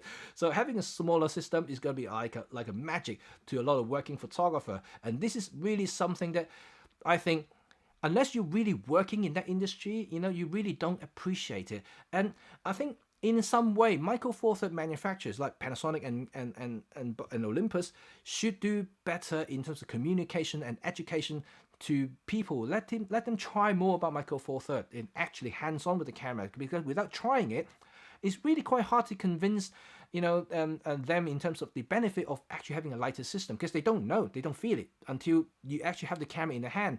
All they see is a smaller thing, but then they can't associate the actual benefit by feeling it. You know, you need that feel. And like I said, I personally switched from Canon, and you know, I always like small things, but until you really try the camera, you really don't know. I mean, I had the advantage of trying the M1 Mark II before launch. You know, Olympus invited me to do that, and when I tried it, I was genuinely impressed with, you know, not only the performance of it, but really the size and weight of the system. And I meant the word system, yeah, I keep emphasizing it. It's not just about the lens and the body, but the whole thing together as one unit. And you feel that it's so much lighter, and it performed the same way that I would use it for full frame. So like, there's no difference there. And the result is, you know, is basically identical. And like I said, I'm a photographer. I'm just more interested in the end results more than other characteristics that people are talk about. So to me, they are cameras, and I found that, oh, it does the same job, and, you know, it's smaller and lighter and cheaper. So it's good. You know, I'm happy, and that's why I was very excited to be part of the Micro Four Third community because it's genuinely something to scream about, to be honest, about the small format. Okay, let's move on to the next one here. And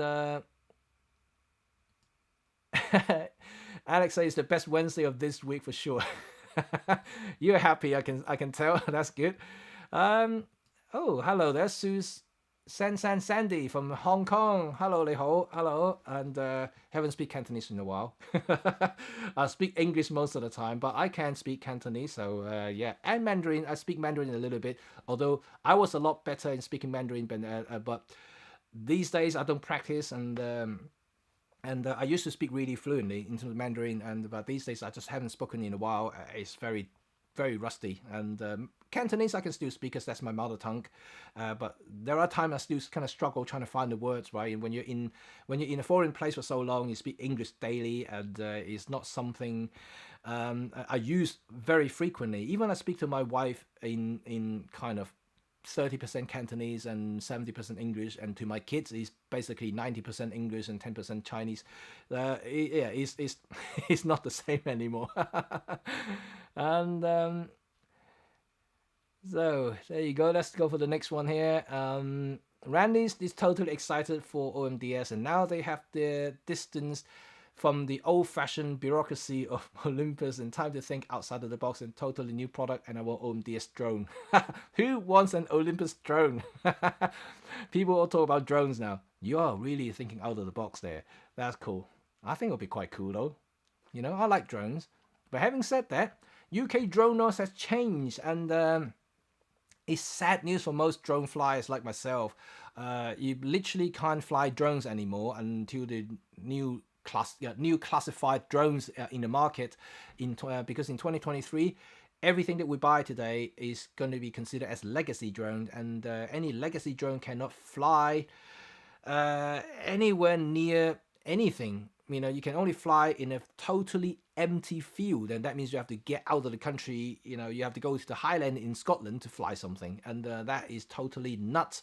It's hard work, but I do have a Mini 2, so and that is really cool. I'm gonna do a video on Mini 2 actually, so you have to stay tuned for that, because Mini 2 will be the only drone that you can still fly, and not just fly around London, but fly over people and close to people because of what it is. So I'm gonna talk a little bit about that in my videos in the future, so just have to stay tuned for that. But that is really good.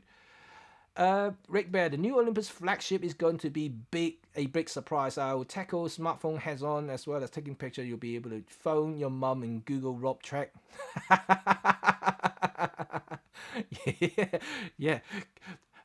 How about having Rob Track as one of those voice assistants? You know, like Siri. You know, like instead of calling Siri, hey Rob, can you tell me how to set the time lapses on the camera? And yeah, I don't know how to work it out, and it just suddenly just bursts out and saying that you have to do menu 3S4, you know, go down to bottom of the page.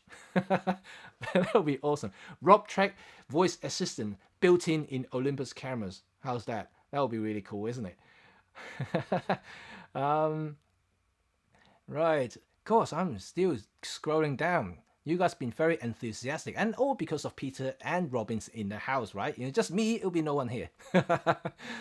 Okay, let's go for the next comment here.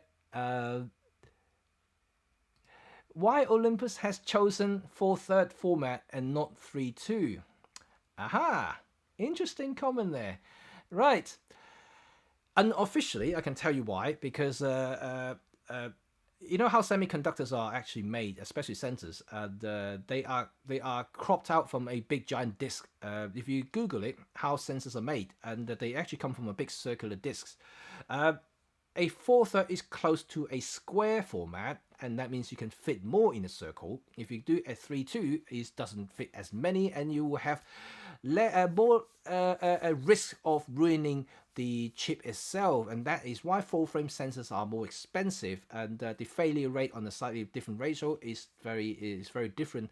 They have calculated all the risks and things like that, and 4:3 tends to be the most efficient way to cut the sensor out from a big disk, and and that's the unofficial answer, but you can Google it, and how sensors are made is interesting actually.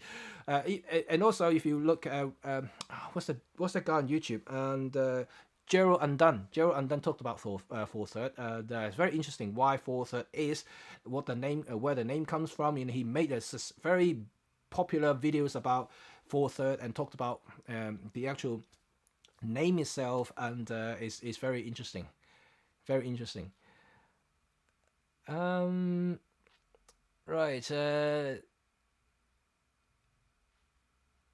Peter's here saying that if photography show is next year and I will attend. Well, photography show is every year, and they're not unlike the what's the other one in Europe, and that's done now, that's gone. So a photography show is every year, we still have it, and I do hope that they will come back, and at the moment they haven't said anything about cancelling anything, but I'm pretty sure they will come back, because it's the biggest photo shows in the UK, and it does have a lot of European coming as well, because now with the other show is gone, and so this may be the biggest one actually in Europe, if we still consider UK as Europe.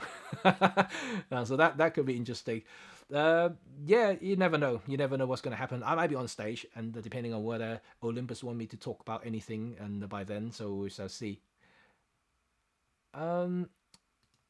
Okay, photo advice. If we're only able to take one portrait of a loved one to pass on for future generation, what lens and setting, outside or inside, background type, would you choose? Okay. Wow, that is a very, very specific question that you have. And right, if you want to take a photo like this, you're more like a momental photos that you're talking about now. And I would choose a very plain background, very plain. And to be honest, unless you want to have a kind of signature of implying the time of the photos, and so that will be very different. Then you may want to have something that can give you that idea that is taken round about that time, kind of thing, whether it's going to be wallpaper or any other decor that you may want to include into the frame, and so that's very different. But lens wise, to be honest, and that's depending on how you want to approach that photos, and like I said, I could use any lenses for portraits if I really want to, but I think a more standard kind of hard body shot, you may just want to use a 25 or 45, to be honest, and that's easiest lens you can use. And if you want to do that sort of photos, don't shoot wide open.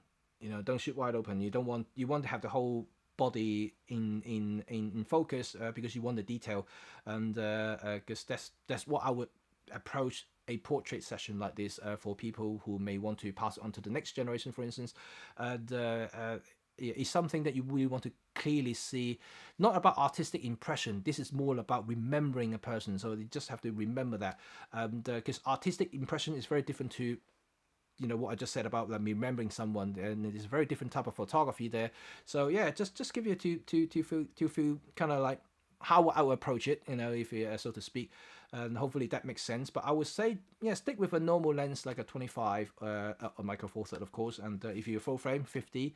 If you have the space to work with, then you can use the 45, and that will be quite good as well, because 45 generally give you a better compression. It doesn't have that weird face going on, and because the wider the angle, the more bulging your face look like. If you're using longer focal length, because of the compression, your face will look more natural in a way. So if you use a 45, and the whole thing just looks a lot better. So only if you have the space, because 45 is a longer focal length, and that means that if you want to take a half body shot, you have to step a little bit further away. So if you have the space to work with, then go with it. If you don't, then 25 also work as well. Okay, hopefully I answered that question. Let's go on to the next one. Leon would really like to, if OMDS could give us a firmware update to have the custom 2 and 3 program to a button on the OMD EM5 Mark III camera. Very specific. I will feed that back to Olympus. I don't know whether it's feasible, but I will feed that back to them, and because I know that I have the duty now to report customers' requirements. And so I will feed that back to them, and to see, but whether they will implement it is not up to me, of course. My job is to channel the request. over, and is how frequent and how they're gonna do that is is out of my control, to be honest. And but I can feed that back for you. Okay, and let's continue to move on and to see what else is here.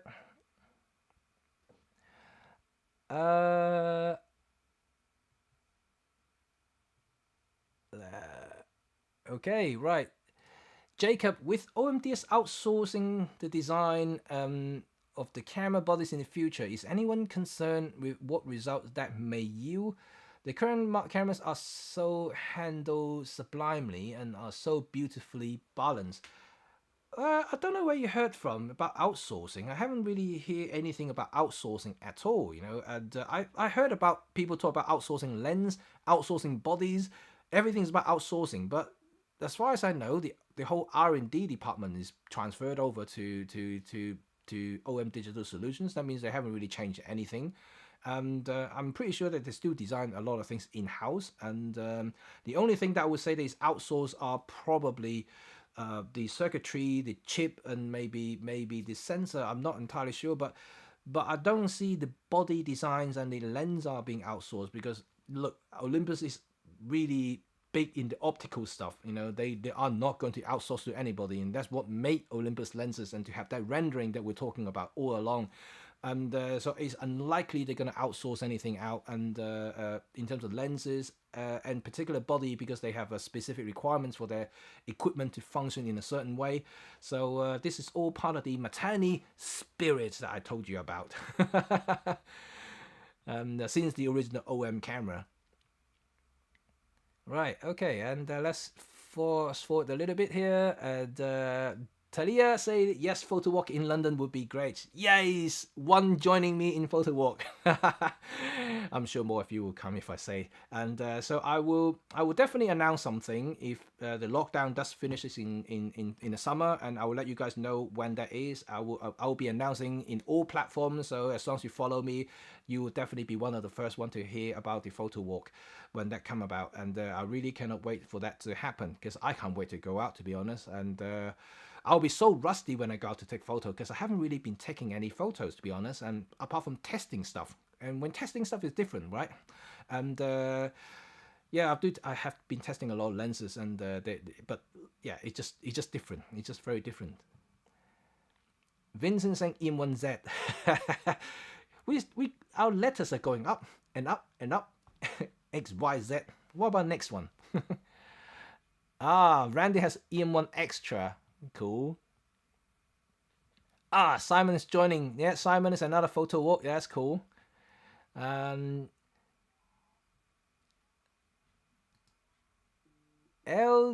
Dudorino is saying EM1, just EM1X, no 1, 2, 3, 4. Yeah, but they're gonna have some generations, so they're gonna have an updated model. They can't keep talking, keep saying it's gonna be EM1. Oh, EM1X. Oh yes, good one. EM1X. I like it. Simplify. Very good.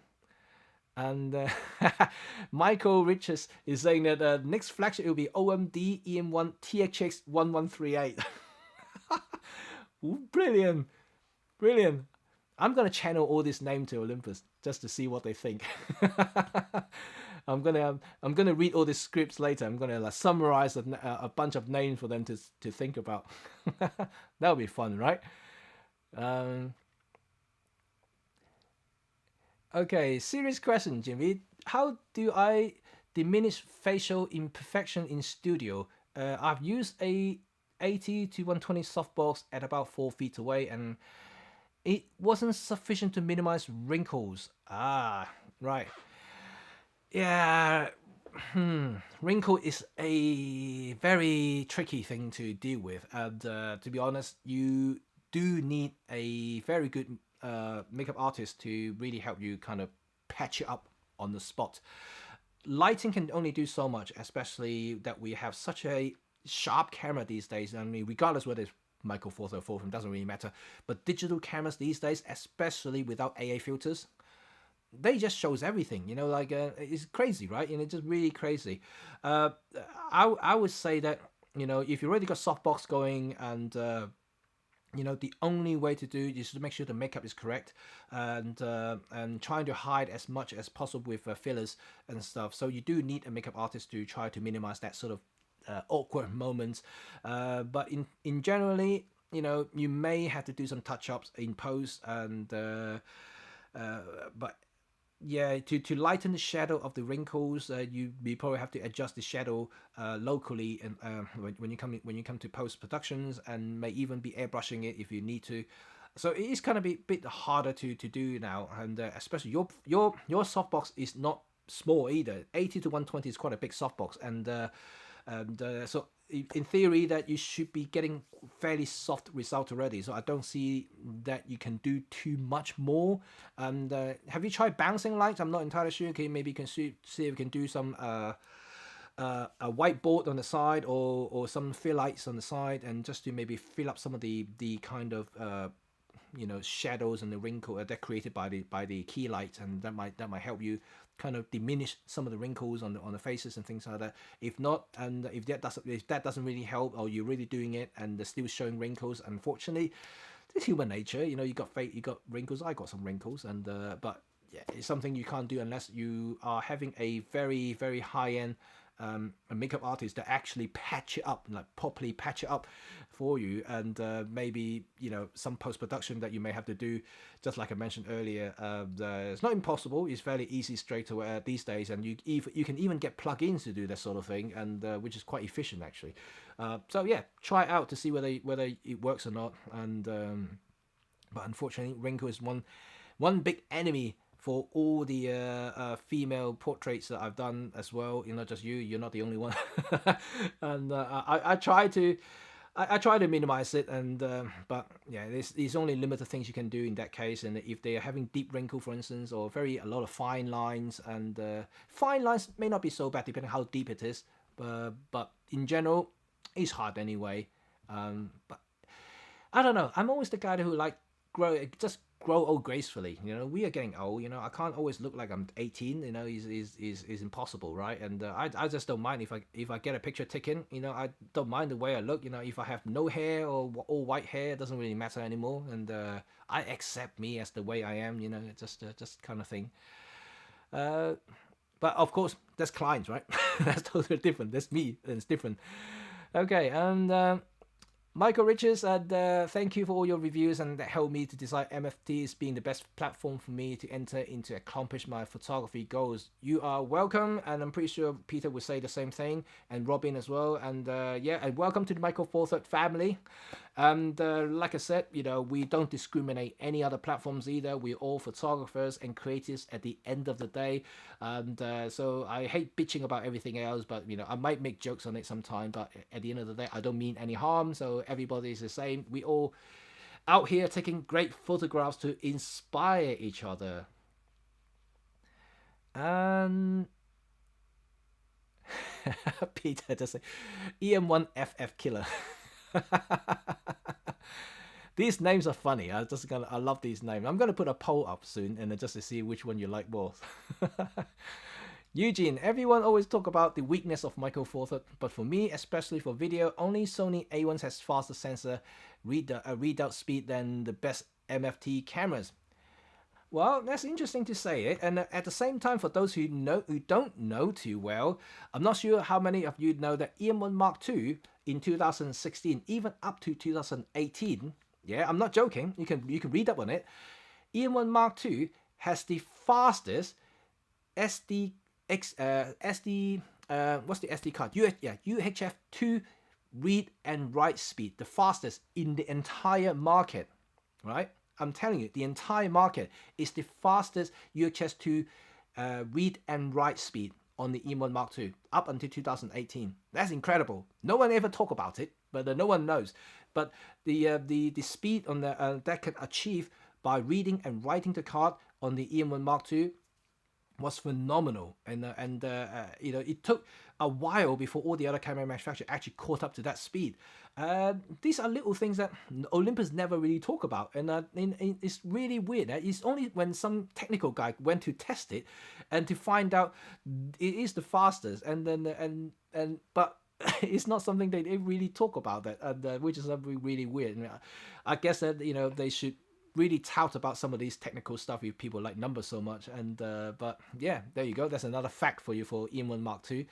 It was one of the fastest memory read and write speed on the market up until 2018. That's phenomenal, right? Cupcake Bunny AG, and one thing I love about Micro Four Thirds is that there are lots of really amazing, special, and high quality well-sealed lenses made for it, and a lot of companies seem to think that APS-C is the format to use. You use. People can say a lot of things, to be honest, and yeah, I mean, they all have their own all have their own merits, when it comes to using their own gears, and they all have their own supporters to a certain extent, and we all think that the system that we use are the best system. But like I said, I use Micro Four Thirds because I personally think it's the best system for me, and but likewise all the other people would say the same thing for their system, and but there's no right or wrong at the end of the day. Just choose the right gear for the right job, and that's all it is. But there's no way I would say that bitching other people's format is the right way to do either. So I always hate people talk about like Micro Four Thirds is dead, and Olympus is rubbish and kind of thing. I think they're a bit too aggressive in that case. Alan, hi Jimmy, I have got per gear 10mm body cap. Just need to change. Need the change to go out and use it. Hopefully at the weekend. Oh, you got a 10mm body cap lens. It's cool, right? Really good. I like that lens. Really fun. I used it the other day, and it's really cool. And it's manual focus, so it's not a pan focal like the 7 Artisans that I reviewed. It's a really fun little lens. It's cheap and it's fun, and it's metal, right? Like imagine a metal body cap lens. Because I do like the Olympus version, but then now having tried 2 metal body cap lenses, and I do think that they feel a lot better. Right, I'm nearly caught up with everything. That's fantastic. Right, Mark. I hope OM Digital Solutions don't use the word solutions on the future product. Just OMD. It will be fine with solutions. While okay. I don't think they're going to use solutions on the camera. I think people were speculating that they're going to just use OMD, and but they might even change the name altogether.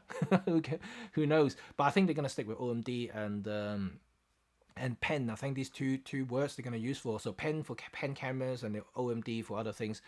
But I'm not sure what they're going to call their Tough series, because that's Olympus Tough. So they might actually use the Tough as well, just Tough. No OMD, because the OMD is kind of like a different line altogether, so it's a little bit confusing yet still. WeWet, is there any reason why Tough TG6 isn't a Micro Four Thirds sensor? Yes. Size? Yes. Not sure whether you've seen other bigger Tough cameras out there, and well, there weren't that many, but Leica did make a APS-C size sensor Tough camera, which is kind of waterproof, up to 15 meters, pretty similar to TG6 spec. But the size and weight, forget about price, because Leica is always expensive, but the size of the camera is 2.5 times bigger than a TG6 and twice the thickness of the TG6. So you can imagine, even though Micro Four Thirds size sensor is obviously bigger than TG6, and so smaller than APS-C, but it's still bigger. So that means the body will have to be bigger, and that means it will not be as portable and pocketable as TG6 it is now. So it's no reason why they can't do it, but then it's just going to be bigger. And the whole point of people buying TG6 is because it's portability, and it's just slip into the pocket thing, right? And people just love that, love the element of it. And if they really want a kind of second solution, like a backup solution in really torrential, horrible conditions, they just pull up the TG6 and just still shoot with it. I take my TG6 whenever I go out as a spare camera, and or just let my kid use it because I don't mind in dropping it, because I know it will survive. And so that's the whole reason for it. There's no other reason and why they can't use it. It just the size and also cost. It could. At the moment, TG6 is what, $250, £300 in the UK. And if it's going to be Micro Four Thirds, it could easily go to £600-700, if not £800 £100, you know, just to buy the camera. I don't know if the market can absorb that kind of prices, unfortunately, and because the point and shoot market is already quite small, you know, it's already quite small, and so it's gonna be even more difficult to try to convince people to go with that sort of size of cameras, especially for that sort of prices. So yeah, it's an interesting point though. It's an interesting point. Yes, Peter, my kids should be back to school next week. Yes, they are going to be back next Monday. Oh, such a relief. Not that I don't miss them. I like them to be at home, but they really, really kind of drive me nuts sometimes, you know, especially that you want to work, but I can't work. And it's hard work. I'm telling you, it's hard work. Being a dad is hard work. And, you know, my wife still works full time. So, and because I'm the one who's flexible, that's why I work at night while she can work when she can work during the day. So I have to look after the kids during the day. And yeah, that's why look at me. Look at my eye bags. I mean, I have triple eye bags now. You know, look, I lose more hair in the last 2 months than last 2 years. Seriously, this it's horrible. And by the time you get this message, I'll pass midnight and in London. Sorry, Rick. Yes, you know how slow I'm getting into messages, and but I'm getting to the end now, so hopefully it's not too far before we can wrap up today's stream. Michael Gore, do you still have your Leicas? Yes, I do. I still have my Leicas. I actually have 3 Leicas, and I still have my lenses. They're so expensive. Why would I chuck them away? You know, and yeah, they're still around. Although, where are they now? In one of my Billinghams over there, and yeah, I have my Leica Digital M. I have my Film M, and because the Film M6 Leica film camera I still use fairly frequently. I wouldn't say daily, but fairly frequently, the M6, because I still shoot film, and because not many of you know that I work with not Olympus. I work with lomography as well to test their films and also lenses. Not many of you know that the latest lens on Kickstarter, I help them testing the prototype, and I also test their films as well on my Leica, because it's like a M mount the lens, so I had that as well. So yeah, I still use that. I still occasionally use that, but obviously Micro Four Third is my thing now, and for everything that I do is Micro Four Third. The Leica is more my personal project if I need to go, or if I need to shoot analog, and I will shoot with my Leica M6 with my other lenses. So that is kind of my Leica thing nowadays. Although at some point before I switched to Olympus, there was 2 years, full solid 2 years, it was nothing but Leica, and then I just shot everything with it, including weddings. Vincent, recommendation for the first Olympus camera, mainly for portrait, will be my first camera. What's the budget, Vincent? That will be my question to you. And how competent are you in photography? Because that dictates what sort of model you should be going for. And for beginner, I mean, obviously it would be like EM10, of course, and especially Mark IV, because Mark IV has enhanced face and eye detection, just like the EM1 Mark III. So if you shoot portrait, that could be, you know, a very good way of getting into it. So EM10 Mark IV is also cheap as well, because it's being an entry-level camera, so that could be an option for you. But if you're really competent about it, you want weather sealing and things that you want to do location shoot, and that will mean that EM1 Mark III would be yours, but that's 3 times the price, so you may want to consider EM10 Mark IV first. If I read it correctly, because you said it will be your first camera. If this is your very first camera, EM10 Mark IV.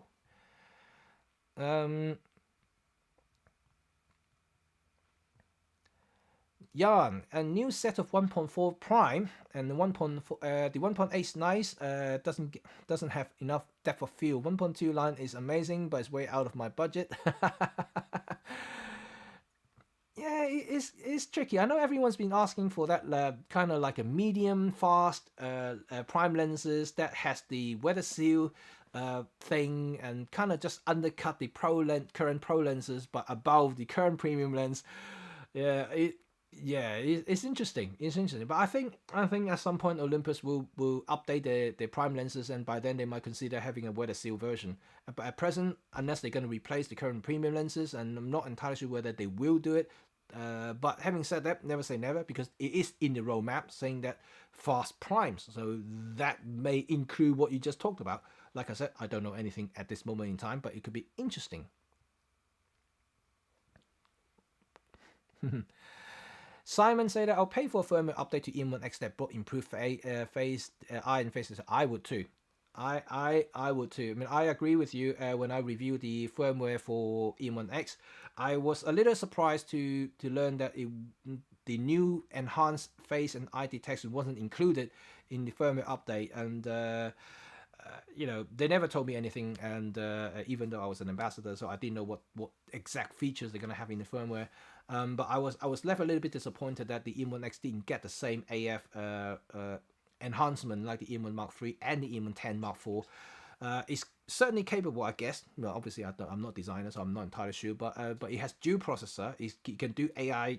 You can do the AI subject tracking. So I'm pretty sure that, you know, the enhanced eye and face should be feasible. But that's what my understanding is. But obviously there may be some technical issues there why they couldn't do it. We don't know. You know, we may get it in the next firmware. We shall see. But I would do the same thing. Like you said, I would pay for that. OM Digital Solutions sounds a chemical manufacturing company. It's so insanely forgettable. Right, I didn't make up those names, and I can't comment on that, and I might be upsetting someone, so I would not say anything about OMDS. But I would say is a little bit tricky for me to pronounce it, and I have to say that. If I say OMDS is okay, but if I say OM Digital Solutions, it's a little bit long-winded for me to say the name out. You know, like not like Olympus. It was easy, like just Olympus. Yeah, you can buy Olympus camera, you can get Olympus lens. Now I have to say like, oh, you can get OMDS Solutions camera, you can get OMDS Solutions lens. It's very long-winded, you know, and then yeah, it's not very, I would say, a name that I can easily pronounce or market. You know, you want something very catchy, very easy to say out loud, you know. And Olympus is really easy. Sony is very easy. Canon's easy, like 2 syllables, right? You know. And yeah, OM Digital Solutions is very long, very long name. And so maybe in the future, like someone was saying, it just OMD. You know, OMD will be easier to say. And oh yeah, OMD. You can get OMD camera. You can get OMD lens, and that might be easier. But at present, OMDS is probably how I would pronounce it, how I would say it. I speak to a lot of people actually in the publishing in the UK. They all say the same thing. It's OM Digital Solutions is a bit long to say it, and then even typing it in their website, it's every time they type OM Digital Solutions, just a very long-winded way to type out the name, and instead of just a few letters like Olympus. But many people still refer to Olympus. I'm pretty sure people just understand anyway. So I don't think. It's a harm just to call them Olympus at the moment, because they are still Olympus. They still use the brand name, so there's no reason why we can't call them Olympus. And so not until the day that when they say that, oh yeah, all our product is not going to bear the brand Olympus, and then we can't use it. But at the moment, yeah, they're still going to continue it. All the product are still going to have the same letters on the bodies, like, so I don't see why we can't call them Olympus. So yeah, in the meantime, let's stick with, there you go, Olympus. They're right there. Okay, and very good. I'm gonna be wrapping up very soon, and just trying to find maybe 1 or 2 comments before I start to say goodbye to people. Sorry, I'm skipping some messages there because it's quite hard to catch up all of them, and as you know, then you guys know me well enough already. I'm always very slow in catching up comments, and if I do, I will be very long, winded way of doing it. So my iPhone got me back to taking photos for ergonomic, made me buy an OMD. Does anyone else feel the same? The best, cheapest improvement OM Digital Solution is the better app and connectivity. I think the app and connectivity is one features that many are. So I'm very certain that Olympus is considering it and also maybe even thinking about the improvement side of it. And because I know for a fact that so many of you have left me messages about connectivities, about, you know, the whole kind of connections from camera to smartphone and shareability and that kind of thing. Yeah, you're not the only one. Many people already said that. So I'm pretty certain something that they're looking into already. But I will feed that back certainly. And if I not, I think I might have already done it. I can't even remember now because so many of you have requested it. So that will be something that I should be able to talk to them about.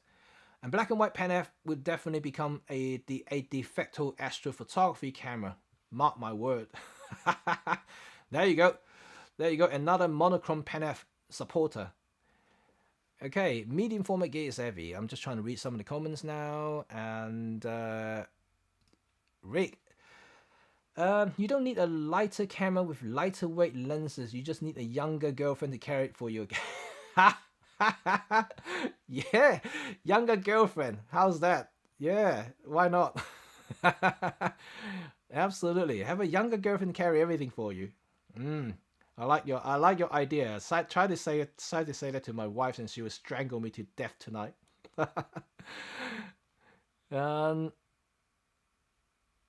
Okay, let's see. Man, I'm still scrolling down. How many of you are leaving comments? I need to catch up. I'm trying to be a little bit quicker now. Sorry, guys. Zatochi. You just joined. New camera, new sensors. No, we just talk about the direction of Micro Four Third, and you should rewatch it at the beginning when I talk about it. And yeah, it's basically all the news that I gathered around the internet over the last 2 weeks, and it's been very exciting and very promising on where Micro Four Third is heading. And especially in 2022, I think that will be the breakthrough year for Micro Four Third. Especially there will be new sensors and new processors and all kinds of stuff going on, and also accompanied will be the new cameras and new lenses, and so it's gonna be a lot happening next year. So that's the whole gist of thing in summary. And I could have done the stream in 2 minutes. Yeah, why would I say so much stuff? Okay, right. I'm nearly at the end. Sorry, guys.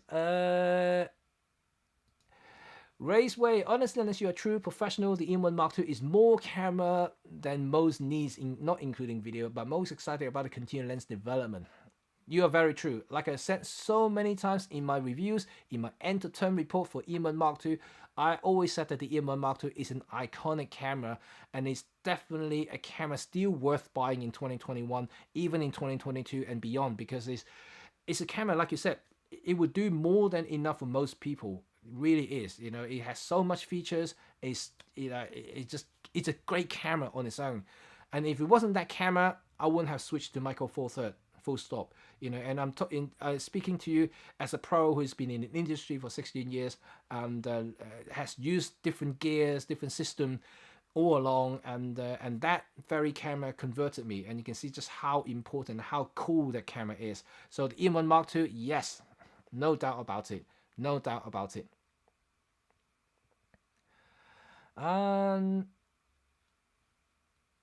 Nature Music, the Phantom Pro 4 drone and cannot fly at the moment, even though I'm registered as drone flyer and live too near the airport. I can only do local travel. Yes, indeed, yes. I don't have a Phantom Pro. I do have Mavic Pro, and now I've got a Mini 2. I can take off Mini 2. That's cool, isn't it? Yeah, I can take off Mini 2, and you just have to say authorize. It does it. Yeah, bigger drones you can't, unfortunately. And if you still want to fly drones, get a Mini 2. It's pretty cool.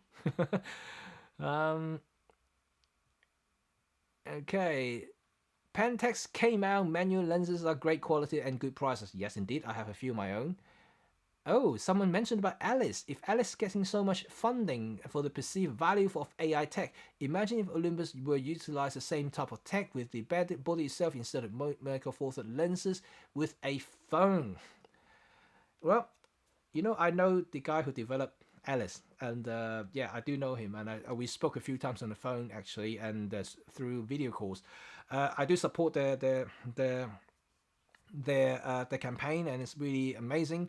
And yeah, I can't wait to try out the camera when it's fully available. It's really cool. Sounds really cool, and it uses the GH5S sensor, which is interesting, right? It's a lower count megapixel, but enhanced low light capability. So in low light, it should actually be better than GH5 and the current EM1 series, because it's tailored for low light video shooting. And don't forget, this is more of a video camera than photo cameras, although you can take 10 megapixel stills, but it's more to do with videos. It's about content creations and AI subjects and trackings and focus, whatever you name it. It does have digital stabilization, not mechanical five-axis IBIS, so it's totally different beast altogether. So I just want to see how it goes, and you know, obviously when I spoke to them, they weren't leaking too much information, you know, even though that we had a long discussion about the camera. But it's something that he's very keeping it quite secret. So I mean, don't blame him. You know, it's a very big thing that he's launching, and he really wants to make sure that it's successful. You know, he has a long history of AI development, so this guy is cool. He's top notch. So don't worry about it. If you backed it, I'm pretty sure you're going to be amazed with the product at the end of the day. Right, Stanislav, I found out what missed in Michael Four Third lens line is I need a middle telephoto prime, 100mm at least, 2.8 or better, f2. Neither Olympus or Panasonic have them. No, they haven't. They haven't got 100mm, which what the macro lens should be, you know, the 100mm. So so that may come in the near future. So that could satisfy you, because don't forget, even though it's a macro lens, doesn't mean that you have to shoot macro. Right? Just like the 62.8 macro, I shoot portrait with that thing. So if that comes, that may satisfy you. And but at present, yes, there is nothing like it at the moment. So it will be interesting to see that as well. But like I just said about Panasonic, they are thinking about new prime lenses, so that could also be in the consideration as well. Right. You're welcome. You're welcome, Jacob. Okay, let's woo. Nearly the end. Yes. Jimmy, those assume Michael Foster should give away to full frame must only have slack hammers in the hand tool. You said the words. Yes, yeah.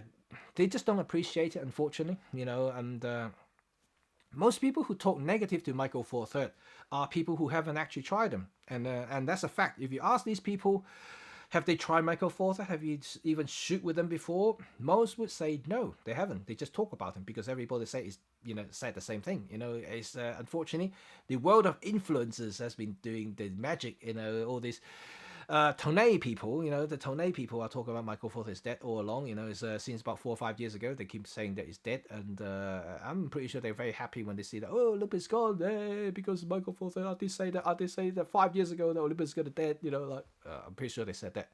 But anyway, like I said, I respect their opinion, and but I wouldn't totally agree with what they said. Everyone is entitled to their opinion, but not necessarily have to agree to them. Okay, let's see what here.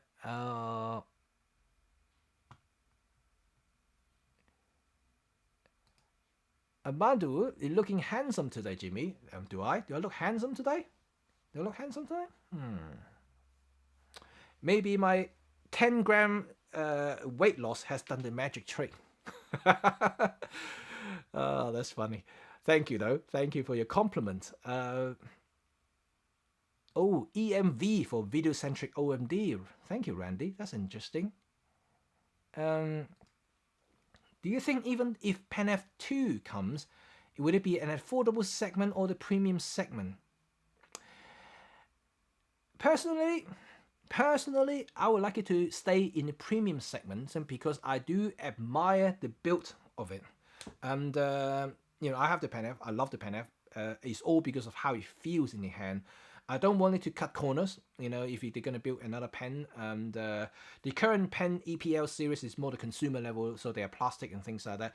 And so if they go down that route, and I would not like it. I would like it to be a proper with a proper camera with like physical metal, chunk, solid quality, kind of feels good in the hand. I would want that to happen if they're ever going to come with a new pen.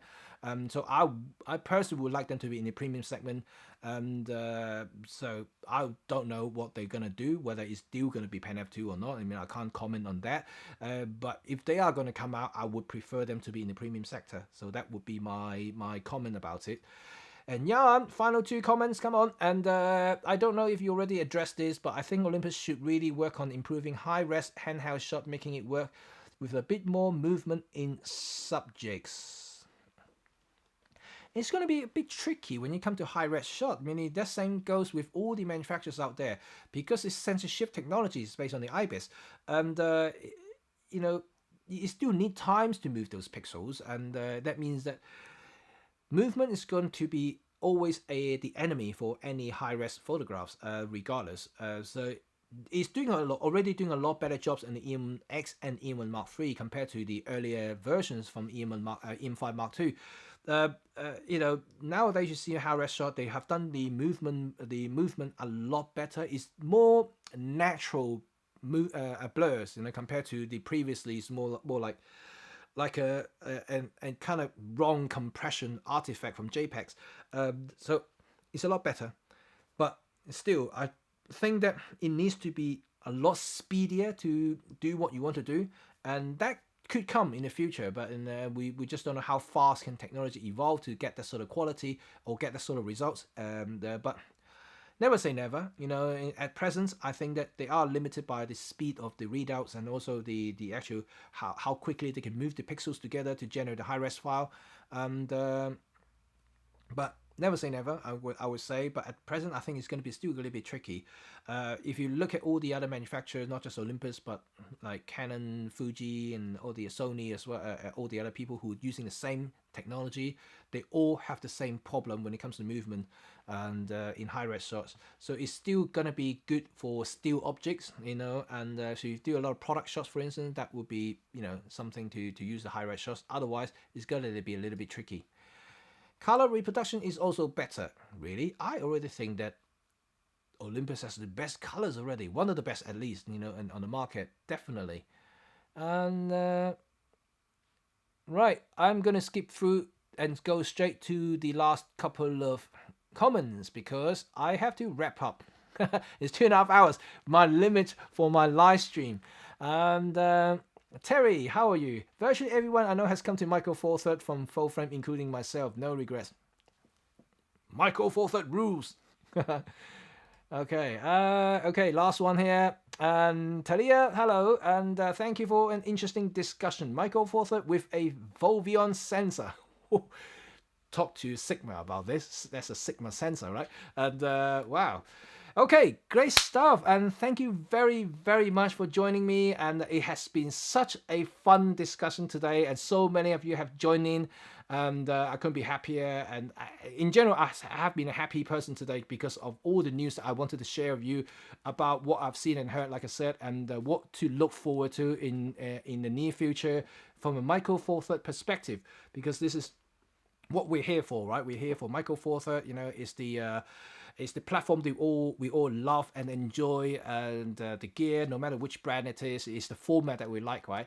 And so it's good, it's fun, and even if you use full frame or APS-C, medium format, doesn't really matter, because at some point in time you'll come across Micro Four Third and you really appreciate the format itself. I'm not asking you to convert or anything like that, but Micro Four Third is here for a reason, because it's a special format that gives you a unique experience and also benefits for shooting something very, very tricky, especially something involving locations and sort of like jobs that you may require like high mobilities and agility. So there you go, and thank you very much for coming in, and I'm sure that we're going to have another really fun discussion next week, so don't forget to stay tuned and also subscribe to this channel if you haven't already done so. Put in the thumb, and also share this content as much as you like to boost this channel. And I also have new video coming out this Sunday about something that you may not have seen, and also next week we're going to have another talk about the roundtable, because I already kind of mentioned it in this stream already. So next video next week will be for that that particular content that I wanted to make.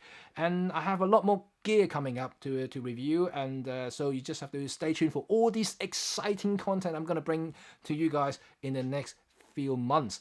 So anyway, thank you for joining, and you guys take care and enjoy the day wherever you are, and hopefully you guys having some sunny weathers and not like us here, very rainy, very dull today, and very cold. So cool stuff, and I will see you all next time. And when we go, I'm going to play with you guys a cinematic sequence that I made for the upcoming video that I'm going to release, and also made with Olympus camera. See, Olympus can do videos. I'm telling you. Bye for now. Have fun.